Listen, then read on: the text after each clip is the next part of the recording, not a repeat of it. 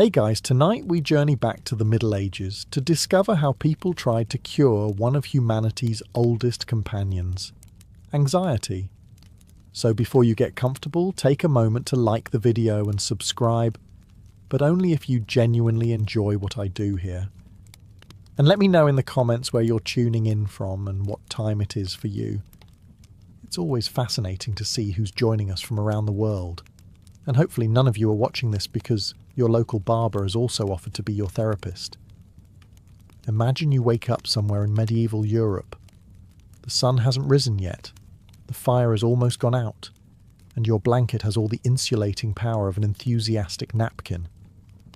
Before you've even opened the front door, your brain has already started today's worrying schedule. Will the harvest survive? Will your cow survive? Will you survive? Will your landlord invent another tax?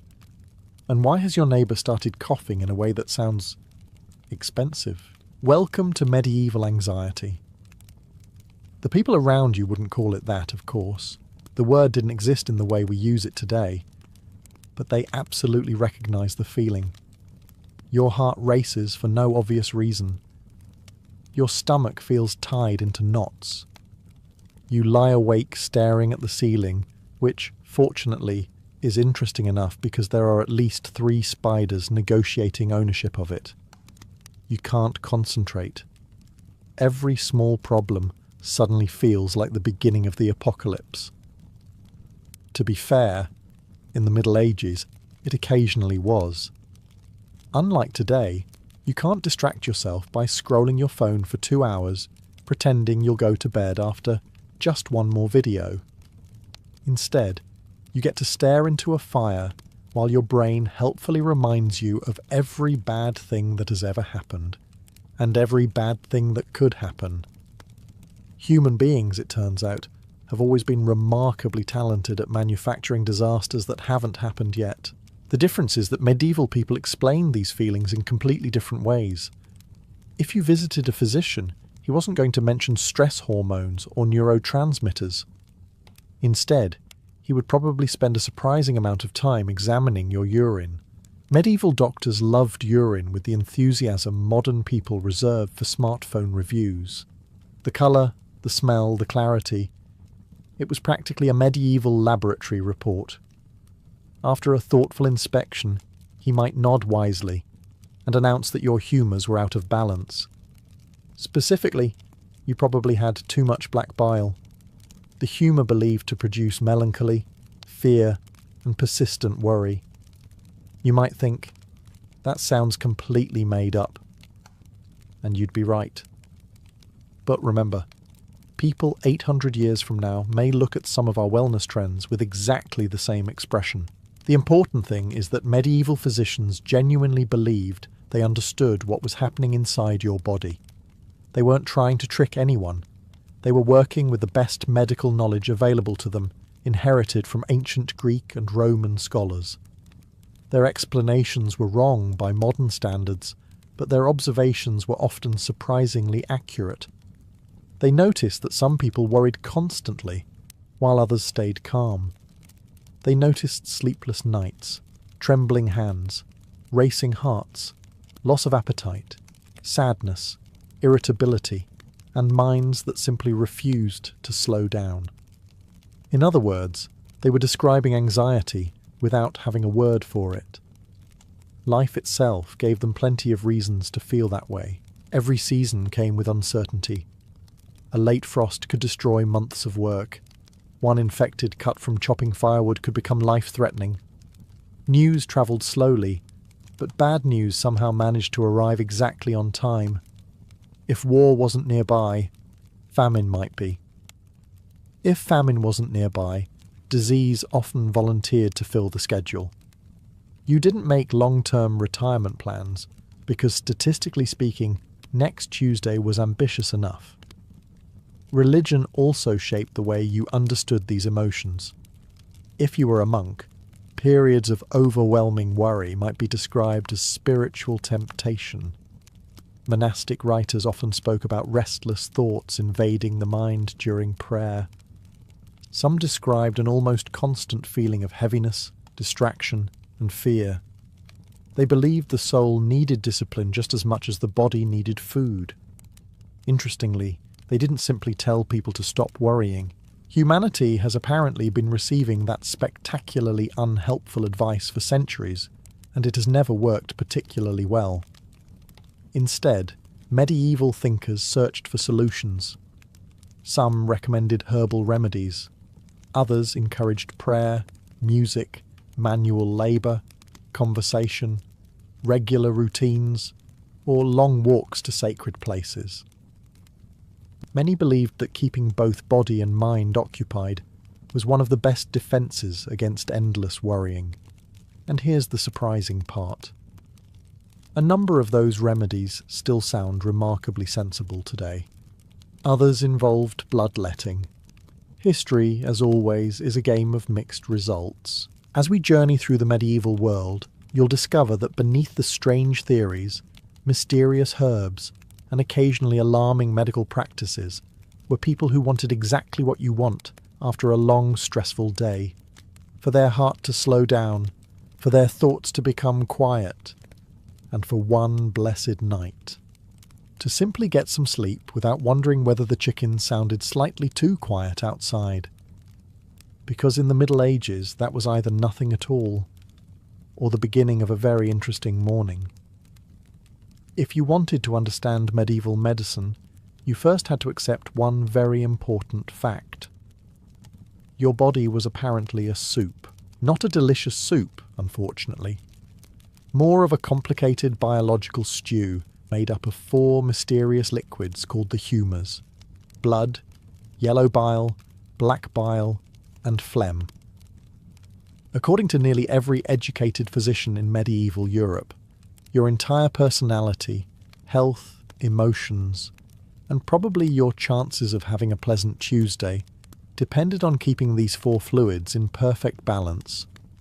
Simple, except no one could actually see 3 of them.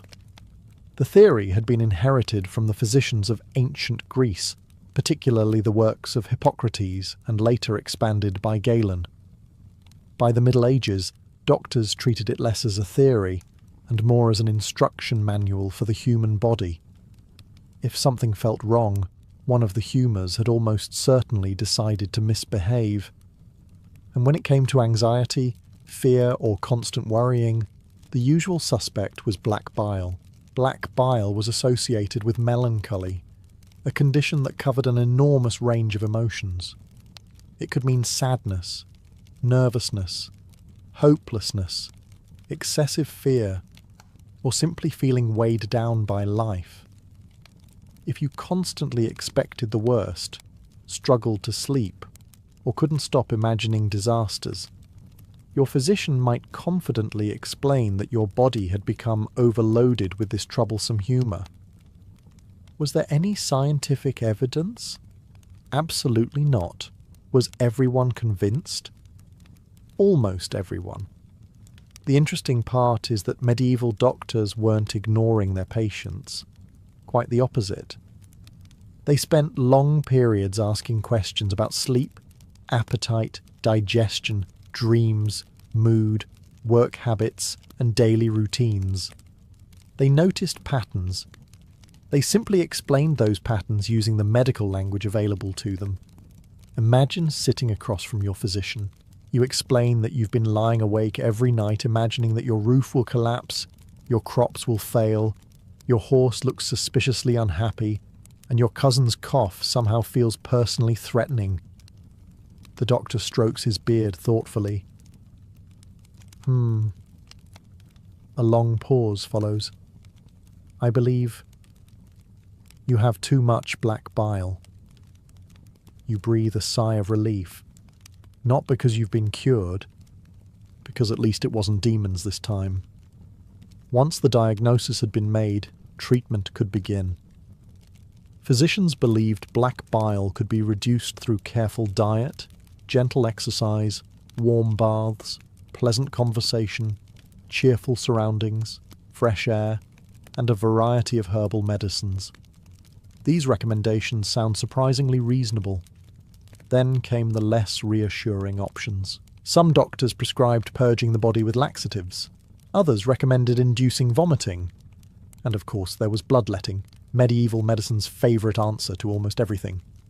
Headache, bloodletting. Fever, bloodletting. Feeling anxious.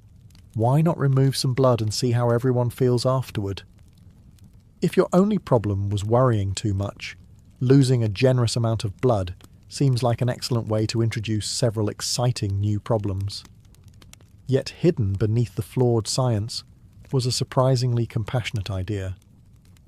Medieval physicians believed emotional suffering wasn't a personal failure. They believed it had a physical cause.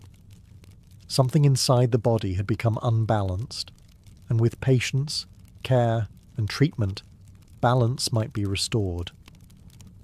They were wrong about black bile, but they were absolutely right about one thing. People who struggle with constant fear deserve help rather than blame.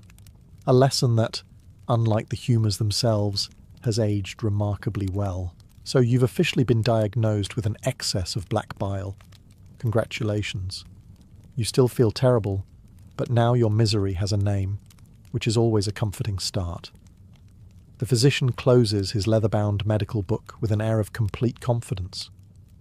This is reassuring because he has absolutely no laboratory tests, no blood pressure cuff, no stethoscope, and certainly no MRI machine. His most advanced diagnostic equipment is his own experience, several centuries of inherited medical theory, and a willingness to look at your urine for an amount of time that modern society would consider deeply unsettling. Now comes the treatment. Contrary to popular belief, medieval doctors didn't immediately reach for the sharpest knife they owned. Good physicians usually started with the gentler options.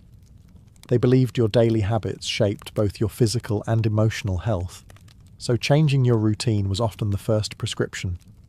You might be told to sleep longer, eat lighter meals, avoid drinking too much ale, spend time walking outdoors, avoid becoming excessively angry, and perhaps most importantly, stop worrying so much. All excellent advice, except for the last one, which has probably never cured anyone in the entire history of humanity. Diet was considered especially important. Foods were believed to possess their own qualities. Some were hot, others cold. Some were moist, others dry.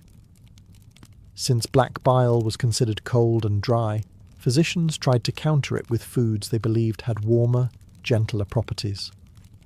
Instead of heavily salted meat every day, they recommended fresh vegetables when available, mild cheeses, eggs, poultry, fish, and warm broths. Honey was often preferred over excessive amounts of strong spices, and fresh fruit appeared whenever the season allowed. In other words, medieval doctors accidentally stumbled onto the revolutionary concept that living entirely on processed food and questionable beverages might not be ideal. Unfortunately, winter often had other plans. Exercise also appeared surprisingly often in medical advice. Not exhausting labour, that was something peasants were already receiving in generous quantities, but moderate walking, riding, gardening, or gentle movement. Physicians believed the body should stay active without becoming overheated or exhausted. Of course, telling a medieval farmer to exercise more was a bit like telling a fish to spend additional time in water. Bathing was another recommendation, although perhaps not as frequently as modern audiences imagine. Warm baths were thought to relax both muscles and the mind. Wealthier patients sometimes visited bathhouses where warm water, steam, massage, and conversation combined into something remarkably close to what we'd now call a wellness retreat. The only major difference was that nobody was charging extra for mindfulness. Sleep received special attention as well. Doctors advised patients to avoid going to bed immediately after large meals, to keep sleeping spaces reasonably comfortable, and to maintain regular sleeping habits whenever possible. They believed poor sleep didn't simply follow emotional distress, it could also make it much worse. That observation has survived the centuries rather well. Then came the medicines. Herbal mixtures were prepared with remarkable care. Some were brewed into teas, others became syrups, powders, oils, or wines infused with medicinal plants. Physicians mixed ingredients according to generations of tradition, convinced that nature had provided a remedy for nearly every illness if one simply knew where to look. Sometimes those remedies genuinely helped, and sometimes, after trying every gentle treatment available, the physician would quietly glance toward the cabinet where the bloodletting tools were waiting. Because no matter how promising the herbs had seemed, there was always Plan B. Unfortunately for the patient, Plan B usually involved losing a noticeable amount of Plan A. If there was one place in medieval Europe where your chances of finding a calm atmosphere were dramatically higher than average, it was a monastery. For one thing, nobody was trying to sell you anything. For another, the loudest argument of the day was usually about whether Brother Thomas had once again fallen asleep during morning prayers. Monasteries were far more than places of worship. They were hospitals, libraries, schools, pharmacies, and botanical gardens rolled into one. While kingdoms rose and fell outside their stone walls, monks quietly spent centuries collecting knowledge about plants that could ease pain, reduce fever, settle stomachs, and perhaps even soothe an anxious mind. The monastery garden wasn't planted at random. Every herb had a purpose. Lavender filled the air with its gentle fragrance. Lemon balm was valued for lifting heavy spirits. Chamomile soothed digestion and encouraged restful sleep. Sage appeared in countless remedies, while rosemary was believed to strengthen both memory and the mind. If modern supermarkets had an herbal tea aisle, medieval monasteries practically invented the concept. The monks observed nature carefully. They recorded which plants seemed helpful, which caused problems, and which should absolutely not be confused with their remarkably poisonous cousins. Admittedly, mistakes still happened from time to time, but medical progress has always involved a certain amount of learning what not to eat. Many remedies began with something wonderfully simple. Fresh herbs were gathered in the early morning after the dew had disappeared. They were dried carefully inside airy rooms or hung from wooden beams.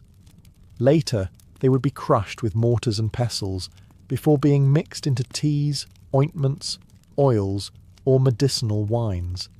There was nothing rushed about the process. Even preparing the medicine required patience. That patience may have been part of the treatment itself. Life inside a monastery followed an almost perfectly predictable rhythm.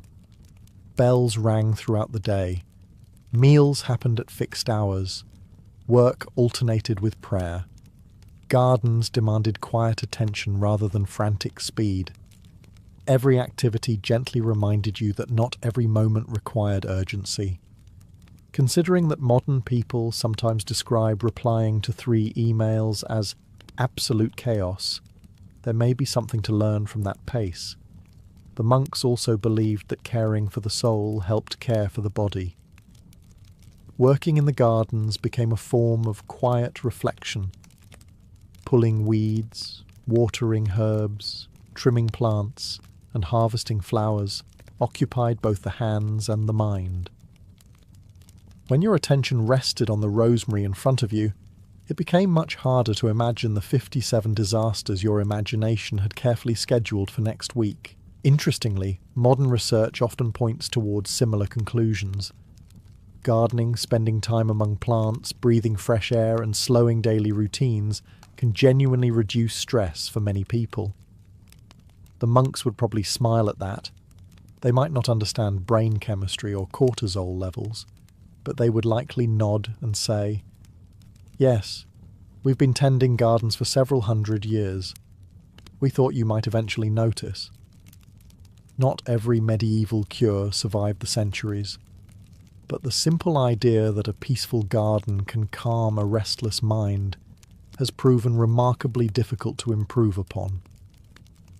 If you could travel back to the Middle Ages and ask someone the secret to feeling calmer, they probably wouldn't tell you to live in the moment, mostly because they'd have absolutely no idea what you meant.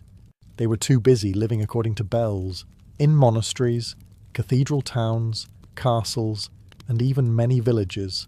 Life followed rhythms that barely changed from one day to the next.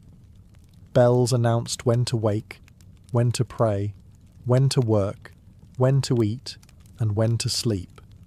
You rarely needed to ask what came next. The answer was almost always, whatever we did yesterday. It doesn't sound particularly exciting, and that was precisely the point. Routine was comforting because it reduced uncertainty. In a world where harvests failed, kings started wars, diseases arrived without invitation, and winters occasionally behaved like they had personal grudges against humanity, having at least part of your day remain predictable was surprisingly valuable. You woke at roughly the same time. You ate at roughly the same time. You worked until the light faded. Tomorrow looked remarkably similar. Modern people often describe routine as boring. Medieval people would have described it as a luxury. Even outside monasteries, daily life followed dependable patterns. Bakers lit their ovens before dawn. Blacksmiths opened their forges with the morning light. Farmers worked according to the seasons rather than the clock. Housewives prepared meals, fetched water, spun wool, and cared for children in rhythms repeated almost every day. There were certainly surprises. Unfortunately, they usually involved invading armies. The repetition itself served an important purpose. When your body knows what comes next, your mind has fewer decisions to make. Medieval people never explained it in those words, but they clearly noticed that disorder often created emotional distress, while order brought stability. Monks took this principle even further. Their lives were carefully organised according to the rule of St. Benedict, a guide that governed nearly every part of daily existence. Hours were divided between prayer, reading, manual labour, meals, rest, and silence. Nothing was left entirely to chance. At first glance, it sounds incredibly restrictive. At second glance, it also sounds wonderfully peaceful. Imagine never wondering whether you should answer emails after dinner, because emails wouldn't exist for another 1,000 years. The rule wasn't designed to eliminate freedom. It was designed to eliminate chaos. The monks believed an undisciplined life encouraged restless thoughts. If the body wandered aimlessly, the mind often wandered with it. But when each hour had a purpose, anxious thinking had less room to spread. Even ordinary work became calming. Copying manuscripts required enormous concentration. Weaving cloth demanded steady hands. Carving wood, tending animals, repairing tools, baking bread. These weren't simply jobs. They kept the mind occupied in useful ways. Anyone who has ever felt strangely relaxed after cooking a meal, planting flowers, or repairing something around the house has experienced a small piece of that medieval wisdom. They may not have understood neuroscience, but they understood attention. A busy mind isn't always an anxious mind. Sometimes it's simply looking for something worthwhile to do. And while medieval life was filled with hardships that none of us would volunteer to experience, its steady rhythm offered something that many people today quietly miss. The reassuring feeling that not every hour needed to be different, productive, optimized, or life-changing. Sometimes, Tuesday was simply Tuesday. And honestly, that sounds rather relaxing. Picture yourself walking into a medieval church after a particularly difficult week. The harvest has been disappointing. Your back hurts. Your roof has developed what builders politely call character. And your neighbour has once again informed everyone that the strange cloud yesterday was almost certainly a sign of something catastrophic. He's been saying this every week for 15 years. Inside the church, however, everything changes. The thick stone walls soften the noise from outside. Candles flicker gently in the dim light. The air is cool, carrying the scent of beeswax and incense. Conversations become whispers, then disappear altogether. For perhaps the first time all day, nobody is asking anything from you. Whether rich or poor, noble or peasant, the church offered something increasingly rare in any century: quiet. Medieval people believed that anxiety was not only a problem of the body, but also of the soul. A troubled mind could be comforted through prayer, reflection, confession, and moments of deliberate stillness. While their explanation was spiritual rather than psychological, many of the practices themselves would feel surprisingly familiar today. Take repetitive prayer, for example. A monk might slowly recite the Psalms. An ordinary villager might repeat the Lord's Prayer several times while kneeling. Pilgrims often whispered the same words mile after mile along dusty roads. To modern ears, it sounds purely religious. But think about what was actually happening. Your breathing slows. Your attention settles onto familiar words. Your thoughts stop jumping wildly between yesterday's regrets and tomorrow's worries. Instead, your mind follows a single, steady rhythm. Today, we'd probably call that focused attention. The medieval church simply called it prayer. Monks became particularly skilled at creating lives built around these peaceful pauses. Several times each day, bells interrupted work and reminded everyone to stop, breathe, and gather together. Whether copying manuscripts, tending gardens, or preparing meals, every task paused for a few moments of reflection. Imagine your smartphone interrupting your day by saying, "Please stop working for 10 minutes and sit quietly." It would probably be the first notification you didn't immediately resent. Silence itself was considered valuable. Certain monastic communities observed long periods without conversation. This wasn't because they disliked each other. In fact, they often worked closely together. They believed constant talking scattered the mind, while silence helped gather it back together. Considering how many people today fall asleep listening to podcasts because their own thoughts refuse to quiet down, perhaps the monks were onto something. Confession also played an unexpected role. Carrying guilt, fear, or private worries alone was considered unhealthy. Speaking honestly to a trusted priest gave people an opportunity to release burdens they had carried for weeks, months, or even years. No prescriptions, no complicated medical equipment. Just another human being willing to listen. Perhaps the greatest comfort religion offered wasn't the promise that life would become easier. It rarely did. Harvests still failed. Loved ones still died. Winter still arrived with remarkable consistency. Instead, faith gave suffering a framework.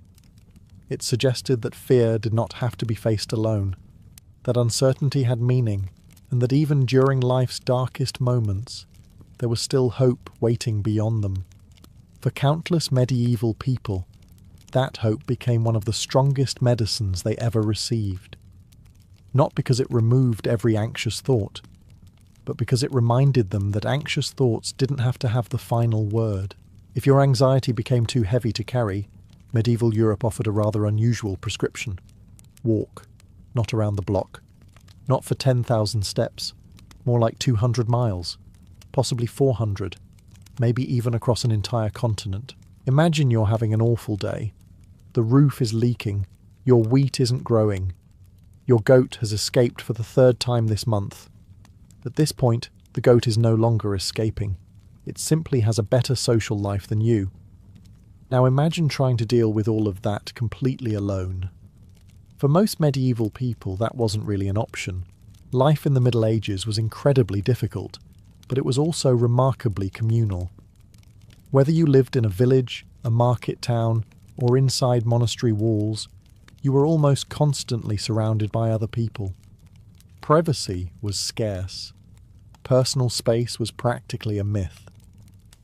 If you wanted 5 minutes completely to yourself, your best chance was probably walking into the woods, and even then there was a fair chance someone would ask why you weren't chopping firewood. While modern life often celebrates independence, medieval society depended on cooperation. You couldn't harvest an entire field by yourself. You couldn't build a house alone. You couldn't defend your village alone.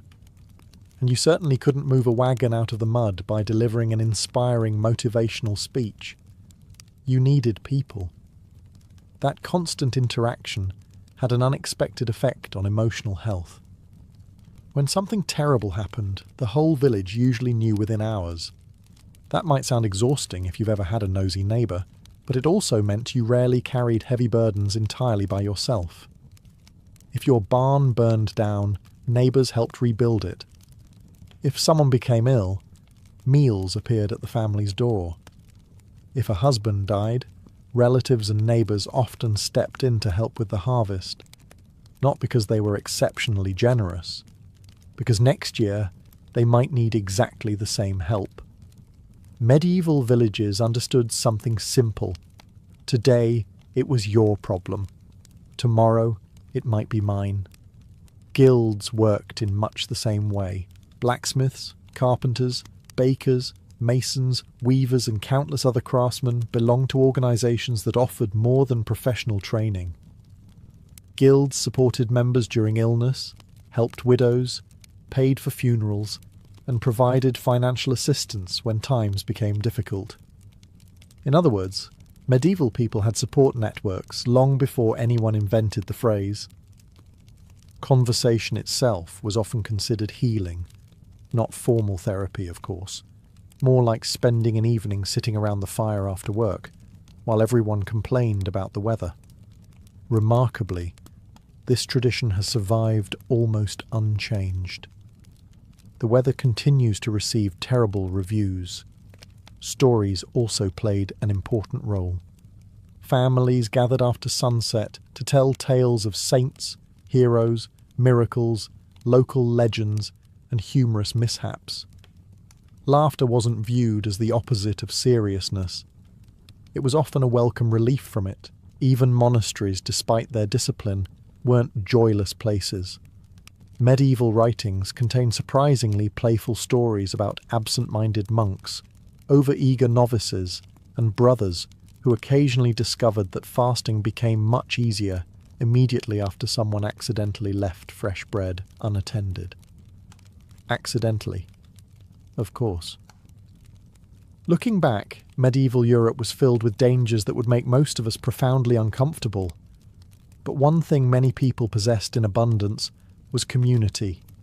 They shared work, they shared meals, they shared grief, they shared celebrations, and perhaps most importantly, they shared worry.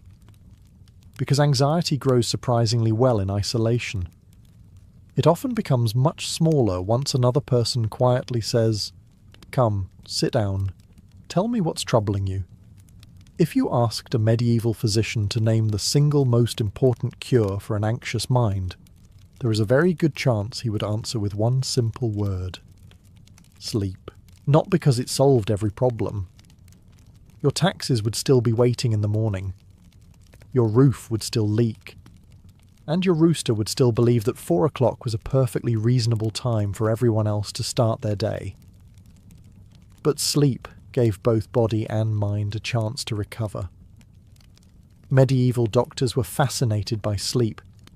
They believed that during the night the body repaired itself, digestion settled, the humours returned toward balance, and the mind recovered from the worries accumulated during the day. A restless night, on the other hand, could leave a person emotionally fragile long before breakfast. That observation has aged remarkably well. They even offered advice for getting better sleep. Don't eat enormous meals immediately before bed. Avoid excessive drinking. Keep the sleeping room reasonably warm. Try not to go to bed immediately after becoming angry or distressed. These recommendations sound surprisingly modern. The explanations behind them, somewhat less so. Physicians believed that food continued cooking inside the stomach throughout the night. If you ate too much, Strange vapours supposedly rose toward the brain, disturbing both sleep and dreams. Scientifically questionable, but anyone who has gone to bed immediately after an enormous holiday dinner knows that sleeping peacefully becomes optimistic. Dreams fascinated medieval people as well. Some believed dreams reflected physical health. Others believed they carried messages from God. Still others thought disturbing dreams simply meant your digestion had become confused. Imagine waking after dreaming that dragons had stolen your house. Today, someone might recommend drinking less coffee. In the Middle Ages, someone might recommend eating less cheese. History occasionally takes unexpected turns. The bedroom itself mattered. Most ordinary people slept on straw mattresses stuffed into simple wooden frames. Wealthier families enjoyed feather beds, wool blankets, and curtains that helped keep warmth inside. Regardless of social class, everyone understood that a warm, dry place to sleep was worth protecting. Sharing beds was also incredibly common. Families slept together. Servants shared rooms. Travellers often found themselves sleeping beside complete strangers at inns. Privacy was considered a luxury. Hopefully, your roommate wasn't the sort of person who snored loudly enough to frighten nearby livestock. Although medieval records strongly suggest such individuals have existed throughout human history.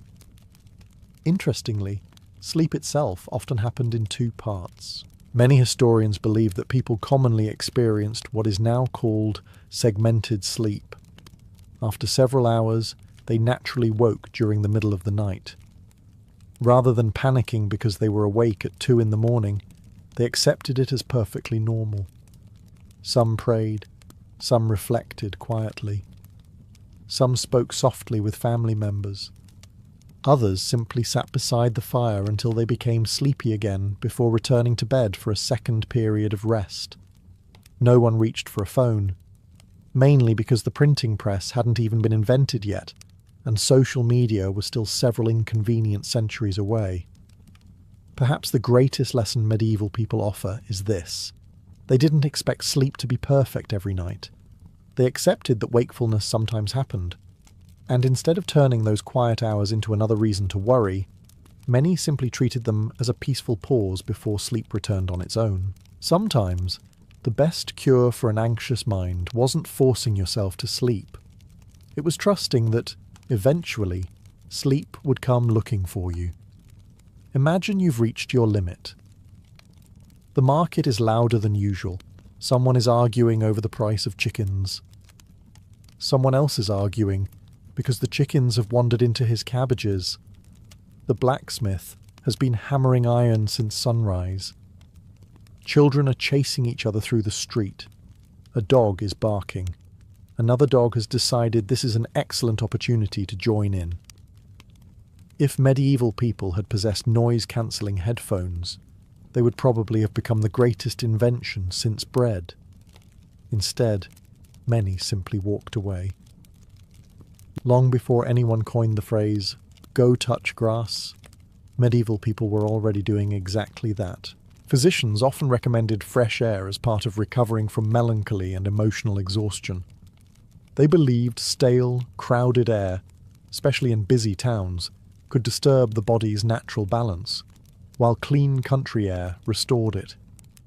Their explanation wasn't scientifically perfect, but their instincts were surprisingly good. After all, a quiet meadow has a remarkable habit of minding its own business.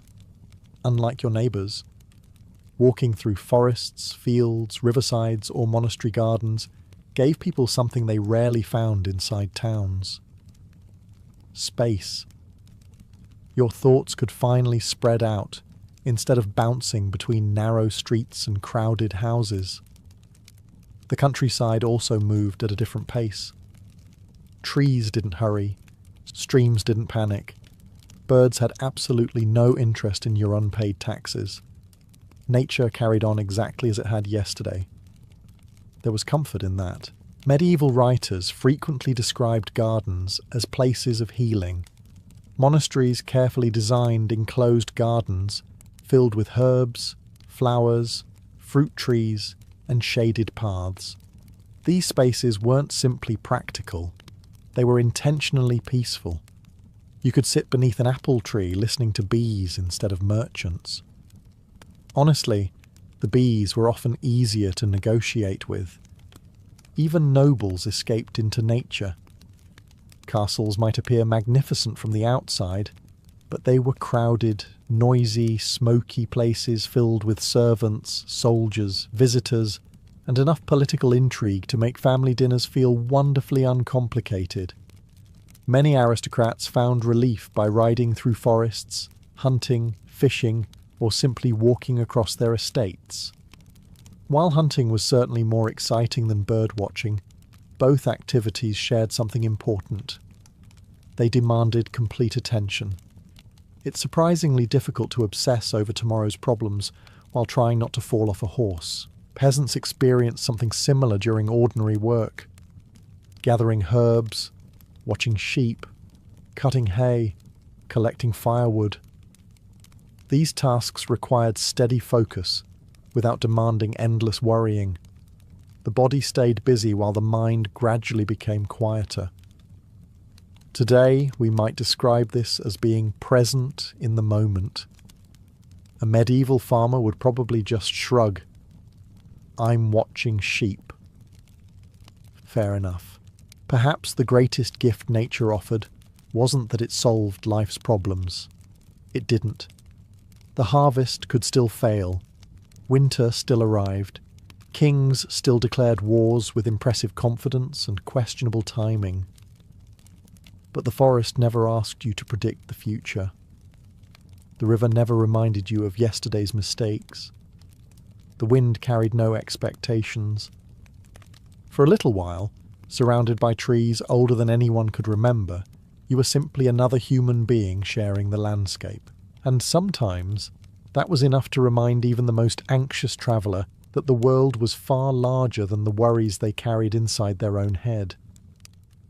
Imagine waking up with your heart pounding for the 5th night in a row. You feel exhausted. Your thoughts won't slow down. Nothing terrible has happened, yet your mind insists on preparing for absolutely everything anyway. Today you might recognize these as symptoms of anxiety. In the Middle Ages, the explanation could be far more complicated. Medicine wasn't the only lens through which people understood emotional suffering. Religion shaped nearly every part of daily life, and the invisible world often felt just as real as the visible one. Angels, demons, miracles, temptations, and divine intervention weren't considered fairy tales. They were part of everyday reality. If someone experienced overwhelming fear, disturbing thoughts, or emotional distress, many believed the struggle might also have a spiritual dimension. Fortunately, that didn't automatically mean people assumed the worst. In fact, many priests were surprisingly compassionate. Their first recommendation was often confession, prayer, rest, and guidance rather than dramatic accusations. They understood that grief, guilt, fear, and uncertainty could weigh heavily on the soul. Speaking openly about those burdens was considered healthy, even necessary. It's remarkable how often medieval advice began with simply talking to someone. Some ideas age surprisingly well, others not quite. For example, certain writers believed demons could exploit moments of despair, whispering fearful thoughts into vulnerable minds. This wasn't because they imagined people were crazy. Rather, they believed every human life involved a constant spiritual struggle between hope and despair. If you've ever had your brain remind you of an embarrassing moment from 8 years ago while you're trying to fall asleep, you may understand why they suspected outside interference. The timing certainly feels suspicious. Monks knew this battle especially well. One of the most famous challenges they described was something called acedia. It wasn't exactly laziness, although it was sometimes translated that way. Instead, it referred to a heavy feeling of restlessness, emptiness, discouragement, and emotional exhaustion. A monk suffering from acedia struggled to concentrate during prayer. Time seemed to move painfully slowly. Nothing felt meaningful anymore. He wanted to be anywhere except where he actually was. Considering how many people today stare out of office windows, wondering whether they should quit everything and open a bakery in the countryside, the feeling hasn't disappeared entirely. The monks developed practical ways to fight it. They encouraged steady work, regular prayer, conversation with experienced brothers, reading, gardening, keeping busy without becoming frantic. Notice a pattern? Almost every medieval solution involved gently bringing the wandering mind back to the present. Of course, not every community responded wisely. There were unfortunate cases where unusual behaviour or severe mental illness was misunderstood, leading to fear or suspicion instead of compassion. Those moments remind us that medieval society, like every society, struggled to distinguish between conditions it understood and those it did not. Yet for most ordinary people, the goal wasn't punishment, it was comfort. Whether the cause was believed to be black bile, temptation, grief, exhaustion, or simply the hardships of life, medieval people wanted relief from the same racing thoughts that trouble millions today. They may have disagreed about where anxiety came from, but they agreed on something far more important. No one should have to face it completely alone. By now you've probably noticed something unexpected. The Middle Ages had some genuinely thoughtful ideas about calming an anxious mind. They also had bloodletting. History rarely commits to a single direction. For every treatment that makes modern doctors instinctively reach for the emergency stop button, there was another that wouldn't look out of place in a modern wellness retreat. The medieval explanation might have involved black bile, planetary influences, or balancing mysterious bodily fluids, but the actual practice sometimes produced real benefits. Take walking, for example. Medieval physicians recommended regular walks, particularly in peaceful places with clean air. They believed gentle movement warmed the body, improved circulation, and restored balance. They didn't know about endorphins. They didn't know about serotonin. They simply noticed that people who spent every day sitting indoors tended to become, well, rather miserable. Not exactly groundbreaking today, but a remarkably solid observation for a society that thought comets occasionally had opinions. Herbal medicine also deserves more credit than it usually receives. Many monastery gardens grew chamomile, lavender, lemon balm, mint, sage, and rosemary. These herbs weren't magical cures, but several contain natural compounds that modern science has found can promote relaxation or aid sleep in some people. The monks, of course, would probably smile at this discovery. So, you're saying the tea works? Yes. And it only took you 800 years to agree with us. Fair enough. Then there was routine.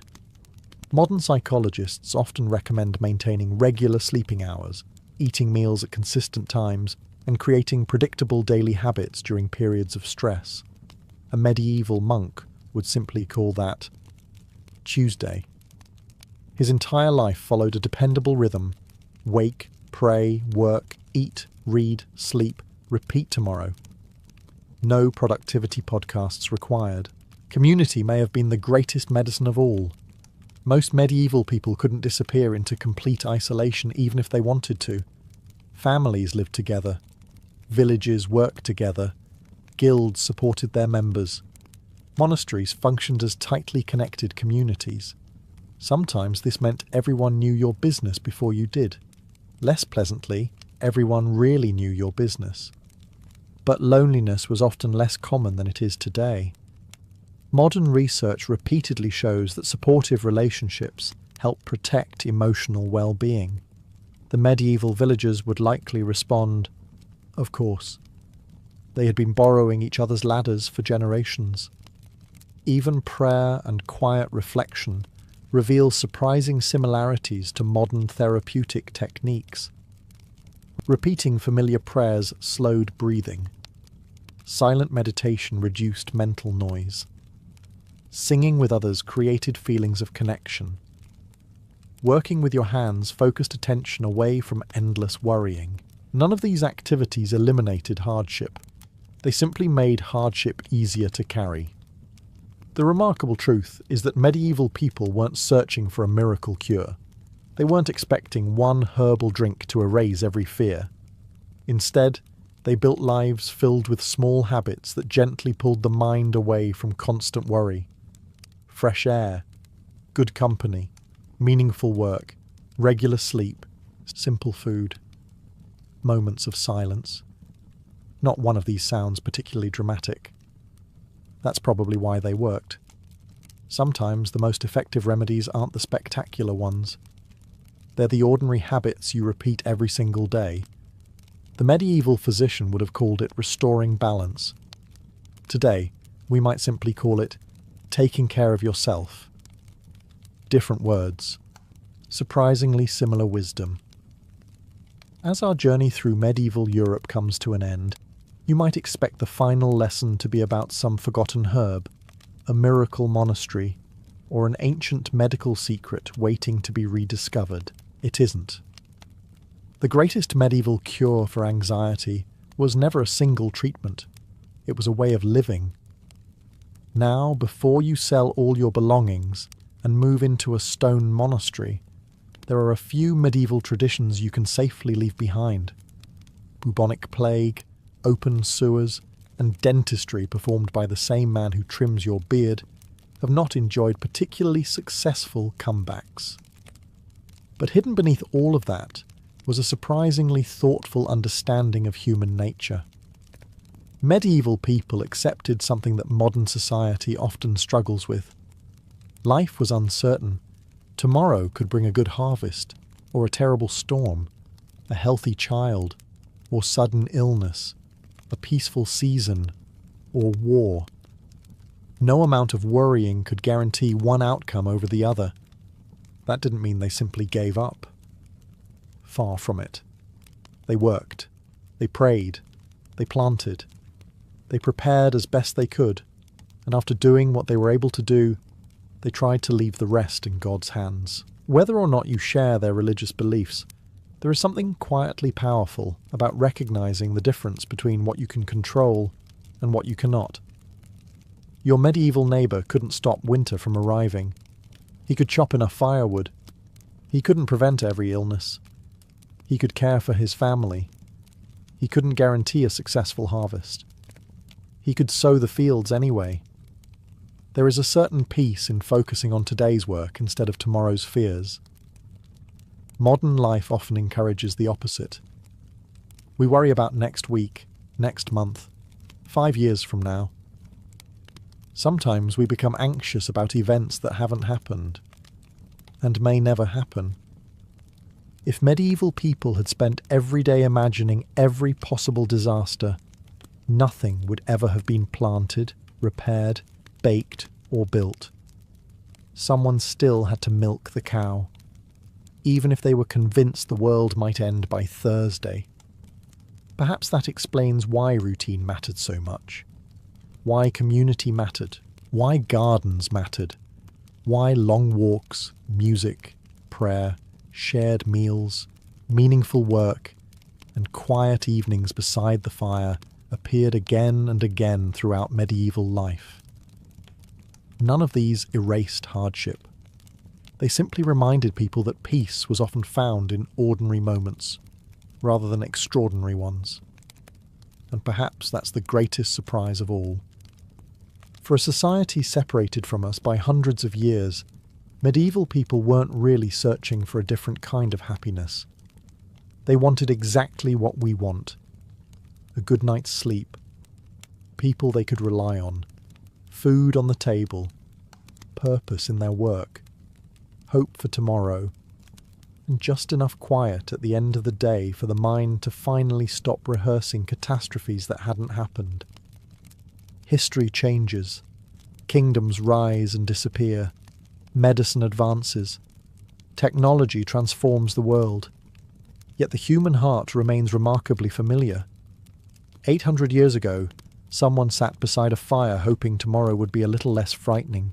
Tonight, somewhere in the world, someone is hoping for exactly the same thing. Perhaps that's the most comforting lesson the Middle Ages leave behind. Some worries are timeless, but so is humanity's ability to keep going, one ordinary day at a time. Every Viking family knew recipes that never appeared in books, never hung on walls, and certainly never came with precise measurements. There were no cookbooks sitting beside the hearth, no grandmother whispering, "Just add 2 teaspoons." Instead, recipes lived inside people.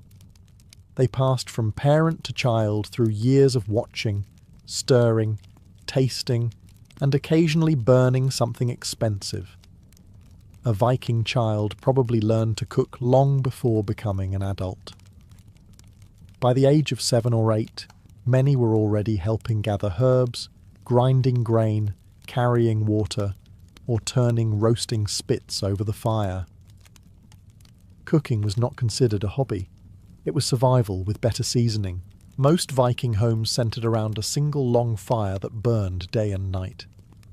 The flames provided warmth during brutal Scandinavian winters, light during the dark evenings, and the only reliable way to prepare food. Above the fire hung iron cauldrons suspended from adjustable hooks. Families could raise or lower the pot depending on how fiercely the meal needed to boil. Unlike modern kitchens filled with timers and gadgets that beep every 30 seconds, Viking cooks judged everything by experience. They knew when porridge had thickened simply by how it moved inside the pot. They judged bread by its smell rather than by a clock. If something started smoking a little too enthusiastically, that was simply valuable feedback. The ingredients themselves were wonderfully ordinary. Barley formed the backbone of countless meals because it survived the harsh northern climate better than wheat. Oats and rye were equally important. Cabbage, onions, peas, beans, carrots, turnips, and leeks appeared throughout the year whenever they could be harvested or preserved. Fresh herbs added surprising flavour. Dill, thyme, angelica, wild garlic, juniper berries, and caraway all found their way into everyday dishes. Vikings may have gained a reputation for sailing across Europe with axes, but they also appreciated food that didn't taste entirely of boiled root vegetables. Milk from cows, sheep, and goats became butter, cheese, and fermented drinks. Fish arrived fresh from rivers and fjords. Meat usually appeared only on special occasions or after successful hunts, making every roast something worth remembering rather than expecting. Preserving these ingredients required constant effort. Families smoked fish above the fire, salted meat, fermented vegetables, dried herbs, and stored grains inside wooden chests that protected them from moisture and hungry mice, who, despite never contributing to the household, remained enthusiastic dinner guests. Every family developed small differences in these recipes. One household preferred extra juniper. Another added more onions. A grandmother insisted the stew needed another handful of herbs because her grandmother had done exactly the same.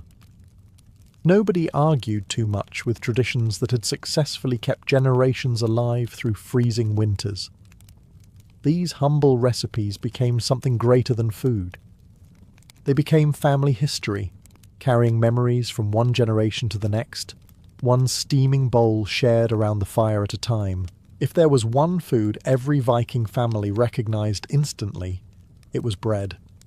Not the soft, fluffy loaf sitting in a modern bakery window, promising clouds of buttered perfection. Viking bread was denser, darker, and considerably more determined.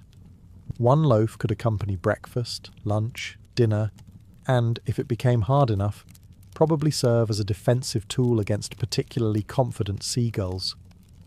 Bread was the foundation of nearly every meal, because grain was precious.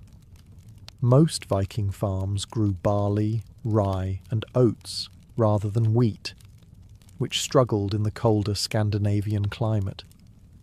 A successful harvest meant security for the coming winter. A poor harvest meant everyone suddenly became very interested in how edible tree bark might actually be. Making bread began with grinding grain using heavy rotary querns. This was exhausting work that usually fell to the women of the household, although everyone helped when necessary. The upper stone had to be turned continuously, while grain trickled through a hole in the centre. Hour after hour, coarse flour slowly collected beneath the stones. That flour wasn't perfectly clean. Tiny fragments of stone often mixed into it, wearing down people's teeth over years of eating. Archaeologists regularly find Viking skeletons with surprisingly worn molars, thanks not to excessive sweets, but to generations of enthusiastic flour grinding. Your dentist would probably have developed a permanent look of concern. The flour was mixed with water, sometimes a little sour milk or buttermilk, and occasionally a pinch of salt if the family could spare it. Commercial yeast did not exist. So many loaves were unleavened or relied on naturally fermented dough saved from previous batches. Every household guarded its starter carefully, much like modern bakers who mysteriously refer to theirs by first names. Instead of deep ovens, many families baked flat rounds directly on heated stones or iron griddles placed over the fire. The thin shape allowed the bread to cook quickly and evenly. Larger farms sometimes built clay baking ovens, but these were expensive and far less common than the dependable hearth. Fresh bread rarely sat alone.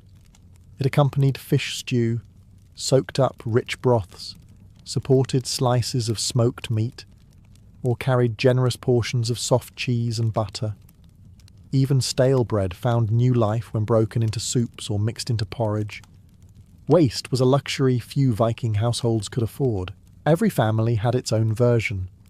Some mixed crushed peas into the dough for extra nourishment. Others added wild herbs or seeds like caraway to improve the flavour. During lean years, cooks stretched the flour with ground beans or even dried moss. The result might not have won any baking competitions, but it filled hungry stomachs and carried Viking families through long winters, proving that the simplest recipes often became the ones remembered for generations. While bread formed the backbone of the Viking diet, stew was its dependable companion.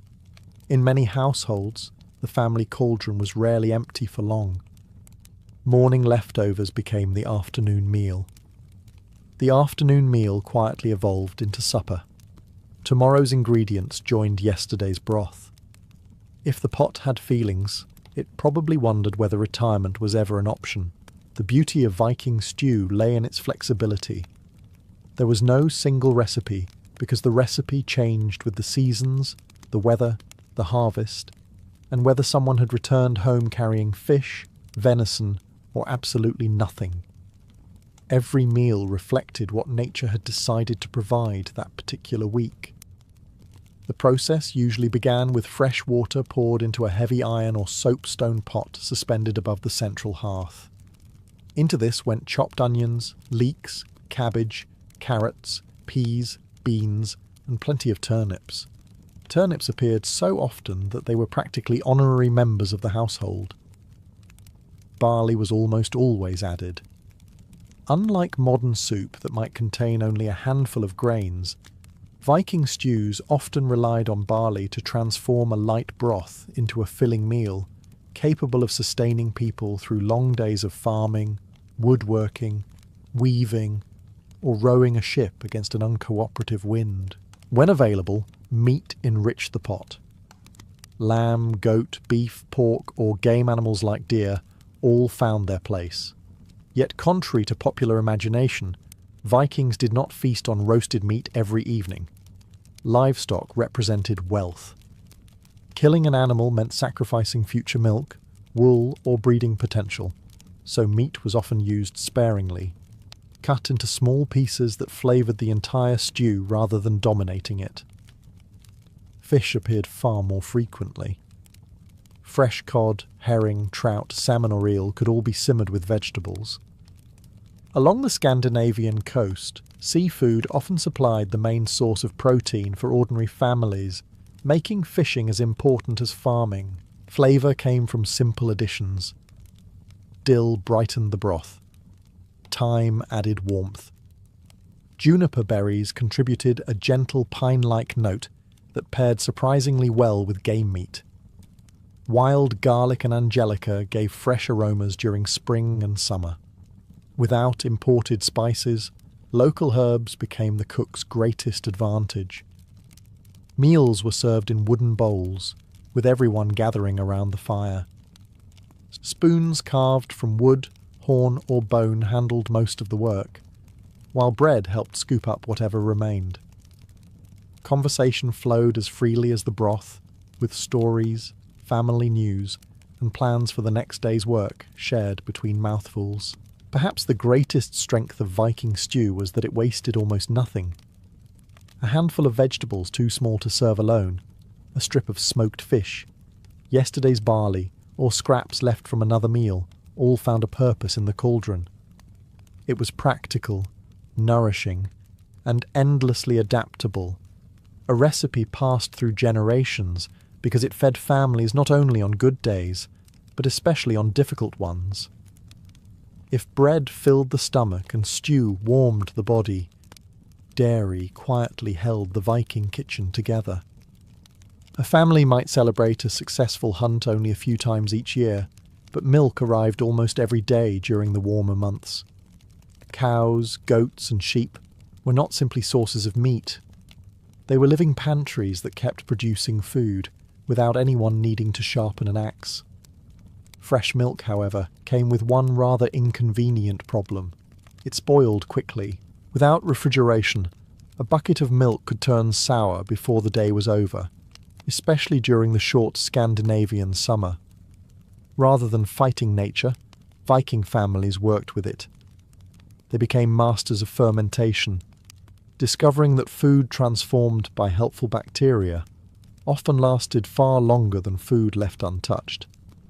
Fresh milk became sour milk, a drink that modern taste buds might find surprising, but Vikings considered perfectly refreshing. It also became skyr-like cultured dairy, thick and creamy enough to eat with a spoon. Although today's Icelandic skyr has evolved over centuries, its roots stretch back to these early Norse traditions of carefully fermenting milk. Butter was another household treasure. Women churned cream inside wooden containers until tiny droplets of fat joined together into solid golden clumps. It demanded patience and strong arms. The process could take a long time, particularly if the cream decided to be stubborn that day. Fresh butter tasted wonderful, but preserving it mattered even more. Vikings often salted butter heavily before storing it inside wooden tubs or barrels. Properly prepared, it could survive for months, providing valuable calories throughout the winter when fresh milk disappeared. Cheese offered an even greater reward. Soft cheeses could be eaten almost immediately, while harder varieties aged over time, becoming portable sources of protein for travellers, fishermen, and traders. A wheel of cheese survived journeys far better than a bucket of fresh milk, making it ideal for long voyages across the North Sea. Whey, the liquid left behind after cheesemaking, was never wasted either.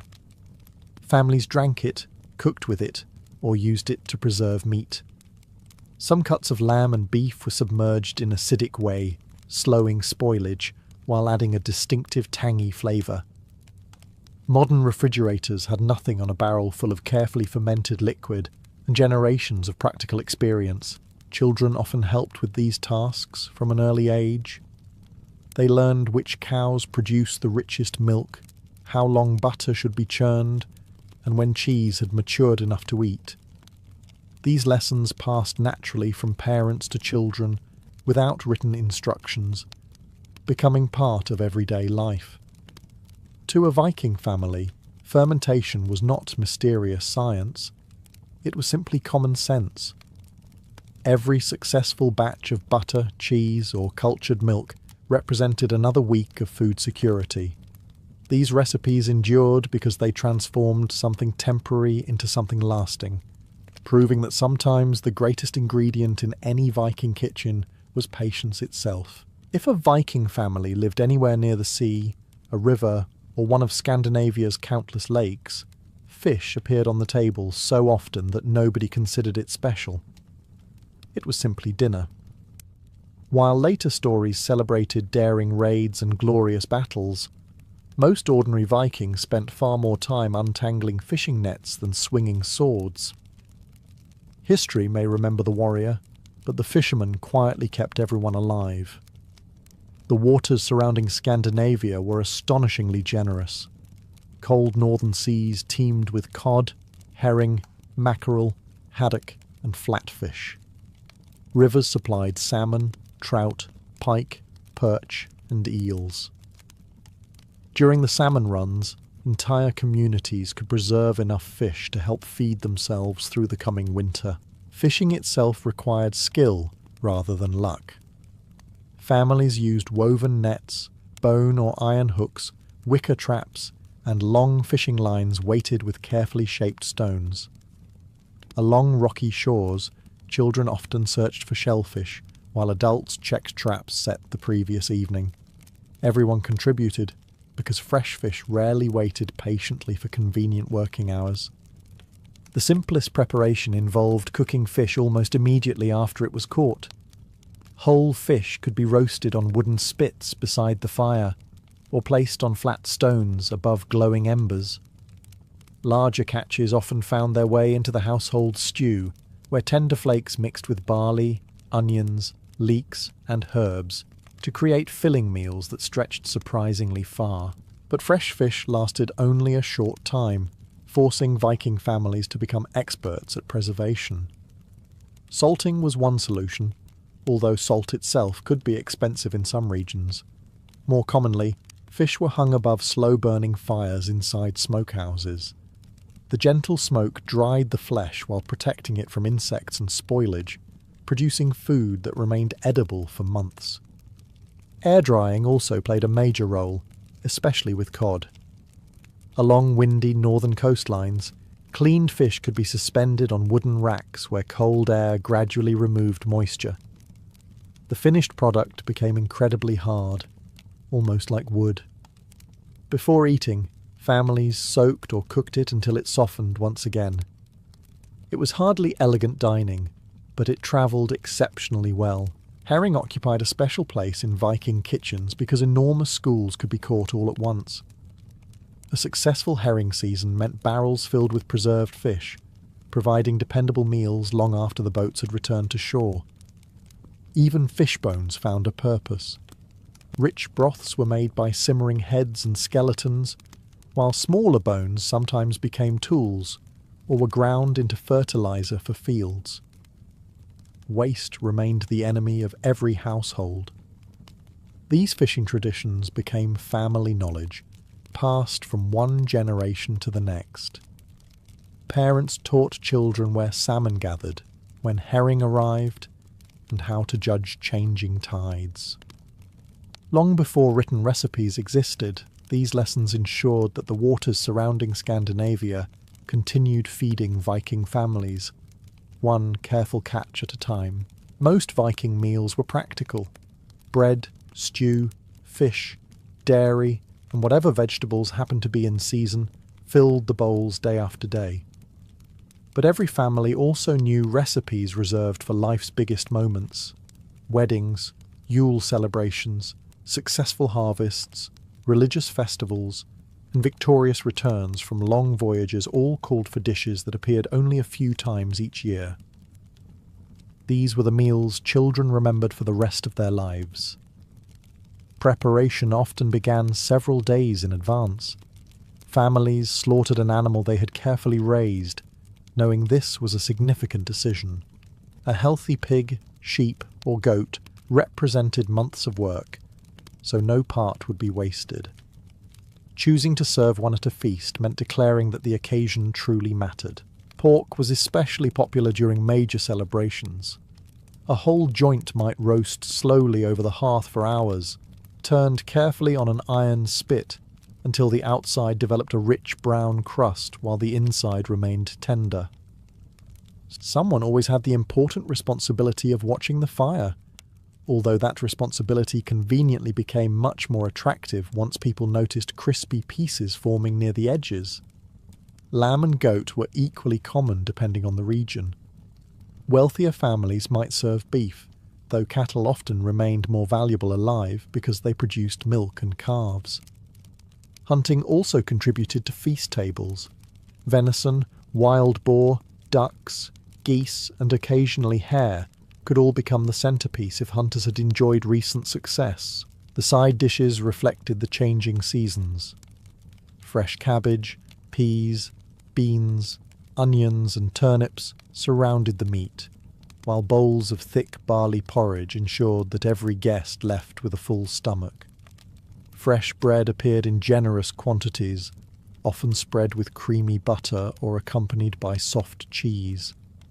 Wild berries added welcome colour. Bilberries, lingonberries, raspberries, and cloudberries might be served fresh during summer, or preserved into thick fruit mixtures for colder months. Honey sweetened these simple desserts whenever a household had enough to spare, turning ordinary berries into something that felt genuinely luxurious. Drinks flowed freely during celebrations. Ale brewed from barley accompanied nearly every feast, while mead made from fermented honey appeared on especially important occasions. Contrary to popular legend, Vikings did not spend every gathering trying to drink themselves unconscious. Toasts certainly mattered, and hospitality was taken seriously, but feasts also revolved around storytelling, music, poetry, games, and strengthening family ties. Children listened as older relatives repeated stories their own grandparents had once told around the very same fire. Recipes passed alongside those stories. One aunt explained exactly when to add the herbs to the roasting meat. A grandfather demonstrated how to carve the best pieces without wasting anything. Knowledge moved naturally between generations with every shared meal. For a Viking family, these recipes carried far more than flavour. They marked births, marriages, successful harvests, peaceful winters, and joyful reunions. Long after the feast ended and the last crumbs disappeared, the traditions themselves remained, ready to be served again when the next great celebration arrived. If you asked a Viking child what the best meal of the year was, they probably would not answer with smoked fish or barley porridge. They would remember the rare moments when someone brought out honey, fresh berries, or a basket of newly gathered hazelnuts. Sweet foods were uncommon enough that they never became ordinary. They were treats tied to summer, celebration, and good fortune. Unlike today, there was no sugar sitting in a wooden bowl on the table.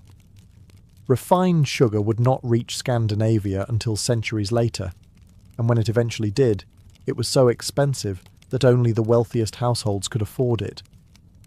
Viking families relied almost entirely on one natural sweetener: honey. Beekeeping existed throughout much of the Viking world, although wild bee nests were equally valuable. Finding one hidden inside a hollow tree could feel like discovering buried treasure. Harvesting the honey, however, required courage, patience, and a willingness to negotiate with thousands of tiny insects who believed they already owned it. Every drop mattered. Honey-flavoured porridges, sweetened drinks, glazed roasted meats, and transformed simple berries into memorable desserts. It was also the essential ingredient for mead, although children were much more interested in the honey itself than the drink adults carefully brewed from it. Summer brought an abundance of wild fruit. Families wandered forests and hillsides collecting bilberries, raspberries, strawberries, blackberries, lingonberries, and cloudberries, depending on the region. Gathering berries became a family activity, with children often proving surprisingly useful because they spotted bushes adults walked straight past. Of course, children also developed the mysterious habit of eating nearly as many berries as they managed to place inside their baskets. This unofficial tasting process probably reduced the final harvest more than anyone admitted. Most berries were eaten fresh while they lasted. Others were gently cooked into thick fruit mixtures or dried for later use. During the darkest winter months, opening a container of preserved berries offered a welcome reminder that summer would eventually return, even if the snow outside strongly disagreed. Nuts also played an important role. Hazelnuts grew naturally across parts of Scandinavia and were collected every autumn. Rich in oils and nutrients, they could be stored for months and added to bread, porridge, or simply eaten by themselves. Apples, where they could be grown, were equally treasured and often dried into slices that lasted well beyond the harvest season. Even these simple foods became family traditions. Grandparents knew the best berry patches, parents remembered which trees produced the sweetest apples, and children gradually inherited those secrets. No written map marked these places. The knowledge travelled through conversation, shared walks, and repeated seasons. These recipes reminded every Viking family that happiness did not always come from extravagant feasts. Sometimes it arrived in a wooden bowl filled with fresh berries, a drizzle of golden honey, and the satisfaction of enjoying gifts that the forests themselves had quietly provided for generations. A Viking recipe was never simply a list of ingredients. It was a conversation between generations. There were no written instructions tucked away in a cupboard, no measurements scratched onto wooden boards, and certainly no one saying, "Bake at exactly 350 degrees." Even if someone had wanted to, they would first have needed to invent the oven dial. Instead, every recipe lived in memory. Children learned by watching. A little girl might spend years standing beside her mother or grandmother, carrying buckets of water, washing vegetables, feeding the fire, and stirring the family cauldron. A young boy might help his father clean fish, smoke meat, gather firewood, or collect herbs growing along woodland paths. Before long, both understood nearly every meal the household prepared. No one announced, "Today is your cooking lesson." Life itself was the lesson. A grandmother might hand a child a handful of dill and simply ask, "Does this smell right?" At first, the answer hardly mattered. The child was learning to recognize herbs by scent alone. After enough summers, there would be no hesitation. One smell would immediately separate dill from wild parsley, thyme from angelica, or edible plants from those best admired from a respectful distance. Cooking also taught patience.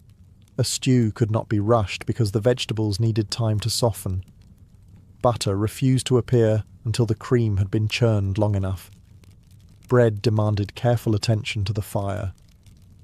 Too much heat left the outside black, while the centre remained raw. Too little heat produced something with all the excitement of damp clay. Mistakes happened, of course. Perhaps someone added too much salt to the soup. Maybe the fish stayed over the smoke for an extra day and emerged with the texture of carved oak. Occasionally bread burned because someone became distracted by exciting news from a returning trading ship. Fortunately, hungry families were remarkably forgiving. Burnt bread was still bread. As children grew older, they took on greater responsibilities. When most people picture the Mongol Empire, they imagine endless cavalry charging across the grasslands, fearless archers galloping at impossible speeds, and generals planning their next conquest. Those images are certainly part of the story, but they leave out something just as important. The days when the horses slowed down, the bows were set aside, and thousands of people gathered not for war, but for celebration. These festivals were the glue that held together one of the largest empires in history. The Mongol Empire eventually stretched from the shores of the Pacific Ocean to the plains of Eastern Europe, covering thousands of miles. Messages could take weeks to travel between distant regions. Entire clans might spend months living apart while following their herds across the steppe. Without regular opportunities to gather, people could easily begin to think of themselves as separate communities instead of members of one greater natio, and that was where festivals came in. Throughout the year, especially during the warmer months, families packed up their felt-covered jers, loaded wagons with supplies, and travelled across the open grasslands toward agreed meeting places. From miles away, they could already see hundreds, then thousands, of white tents appearing on the horizon like a city that had grown overnight. For many people, this was the happiest time of the entire year. Children reunited with cousins they had not seen since the previous summer. Old friends embraced after months spent grazing animals in different regions. Merchants arrived with goods from distant lands, bringing silk from China, fine cloth from Central Asia, jewellery from Persia, and stories from places most listeners would never visit. Even rivals looked forward to these gatherings. Friendly competition replaced open conflict. Wrestling matches settled questions of strength without spilling blood. Horse races allowed young riders to earn respect. Archery contests demonstrated skill that might one day prove valuable in battle, but for now the only prize was honour and enthusiastic applause from the crowd.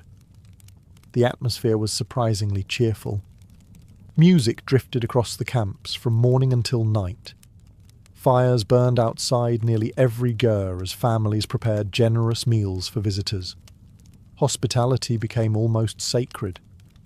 A stranger arriving at the festival could often expect a warm bowl of food and a drink before anyone even asked his name. There was another reason these festivals mattered so deeply. They reminded every clan that they belonged to something much larger than themselves. Whether they came from the forests of Siberia, the deserts near the Gobi, or the rich grazing lands of Mongolia, they all shared the same traditions, the same respect for the steppe, and the same sense of identity. For the Mongols, a festival was never just a celebration. It was a yearly renewal of family, friendship, loyalty, and unity, strong enough to help bind together an empire unlike any the world had ever seen. As the festival drew closer, the Mongolian steppe slowly came alive. For weeks beforehand, families prepared for the journey. Leather saddlebags were repaired, wagons inspected, horses chosen, and food carefully packed. Women wrapped wheels of dried cheese, filled leather bags with fermented mare's milk, and loaded sacks of dried meat that could last the entire trip. Children, meanwhile, counted the days with growing excitement, knowing they would soon see relatives and friends they had not met since the previous gathering. For many, the journey itself became part of the celebration. Across the grasslands, long caravans began moving toward the same destination. Herds of sheep and goats drifted alongside ox-drawn carts carrying the felt walls and wooden frames of jers. Riders appeared on distant hills, sometimes travelling alone, sometimes in groups of dozens. From sunrise until dusk, the open plains filled with movement. Yet there was remarkably little confusion. Every clan knew roughly where to meet because these gathering places had often been used for generations. Then, almost overnight, an empty valley transformed into a bustling town. Hundreds, sometimes thousands, of white jers covered the landscape in carefully arranged circles. Smoke curled from countless chimneys. Horses grazed nearby under the watchful eyes of children, and the sounds of conversation echoed across the open fields. To someone arriving for the first time, it must have seemed impossible that so many people could appear in such a remote place with almost no permanent buildings. Yet the Mongols were masters of creating cities that could disappear just as quickly as they had appeared. The first day was often filled with greetings. Families embraced after months apart, exchanging news of births, marriages, successful hunts, harsh winters, and healthy foals. Grandparents finally met grandchildren born since the previous festival. Young cousins immediately disappeared together, racing across the grass before the adults had even finished talking. Merchants also found eager customers. Traders from China unpacked bolts of fine silk, while Muslim merchants displayed colourful fabrics, spices, metal tools, and beautifully crafted jewellery. Local craftsmen offered saddles, bows, arrows, knives, and carved wooden goods. The festival became one of the greatest marketplaces in the empire, where goods travelled almost as freely as stories. Politics quietly blended into celebration as well.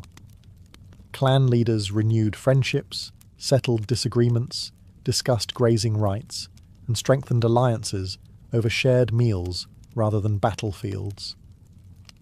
A conversation begun beside a cooking fire could prevent a conflict months later.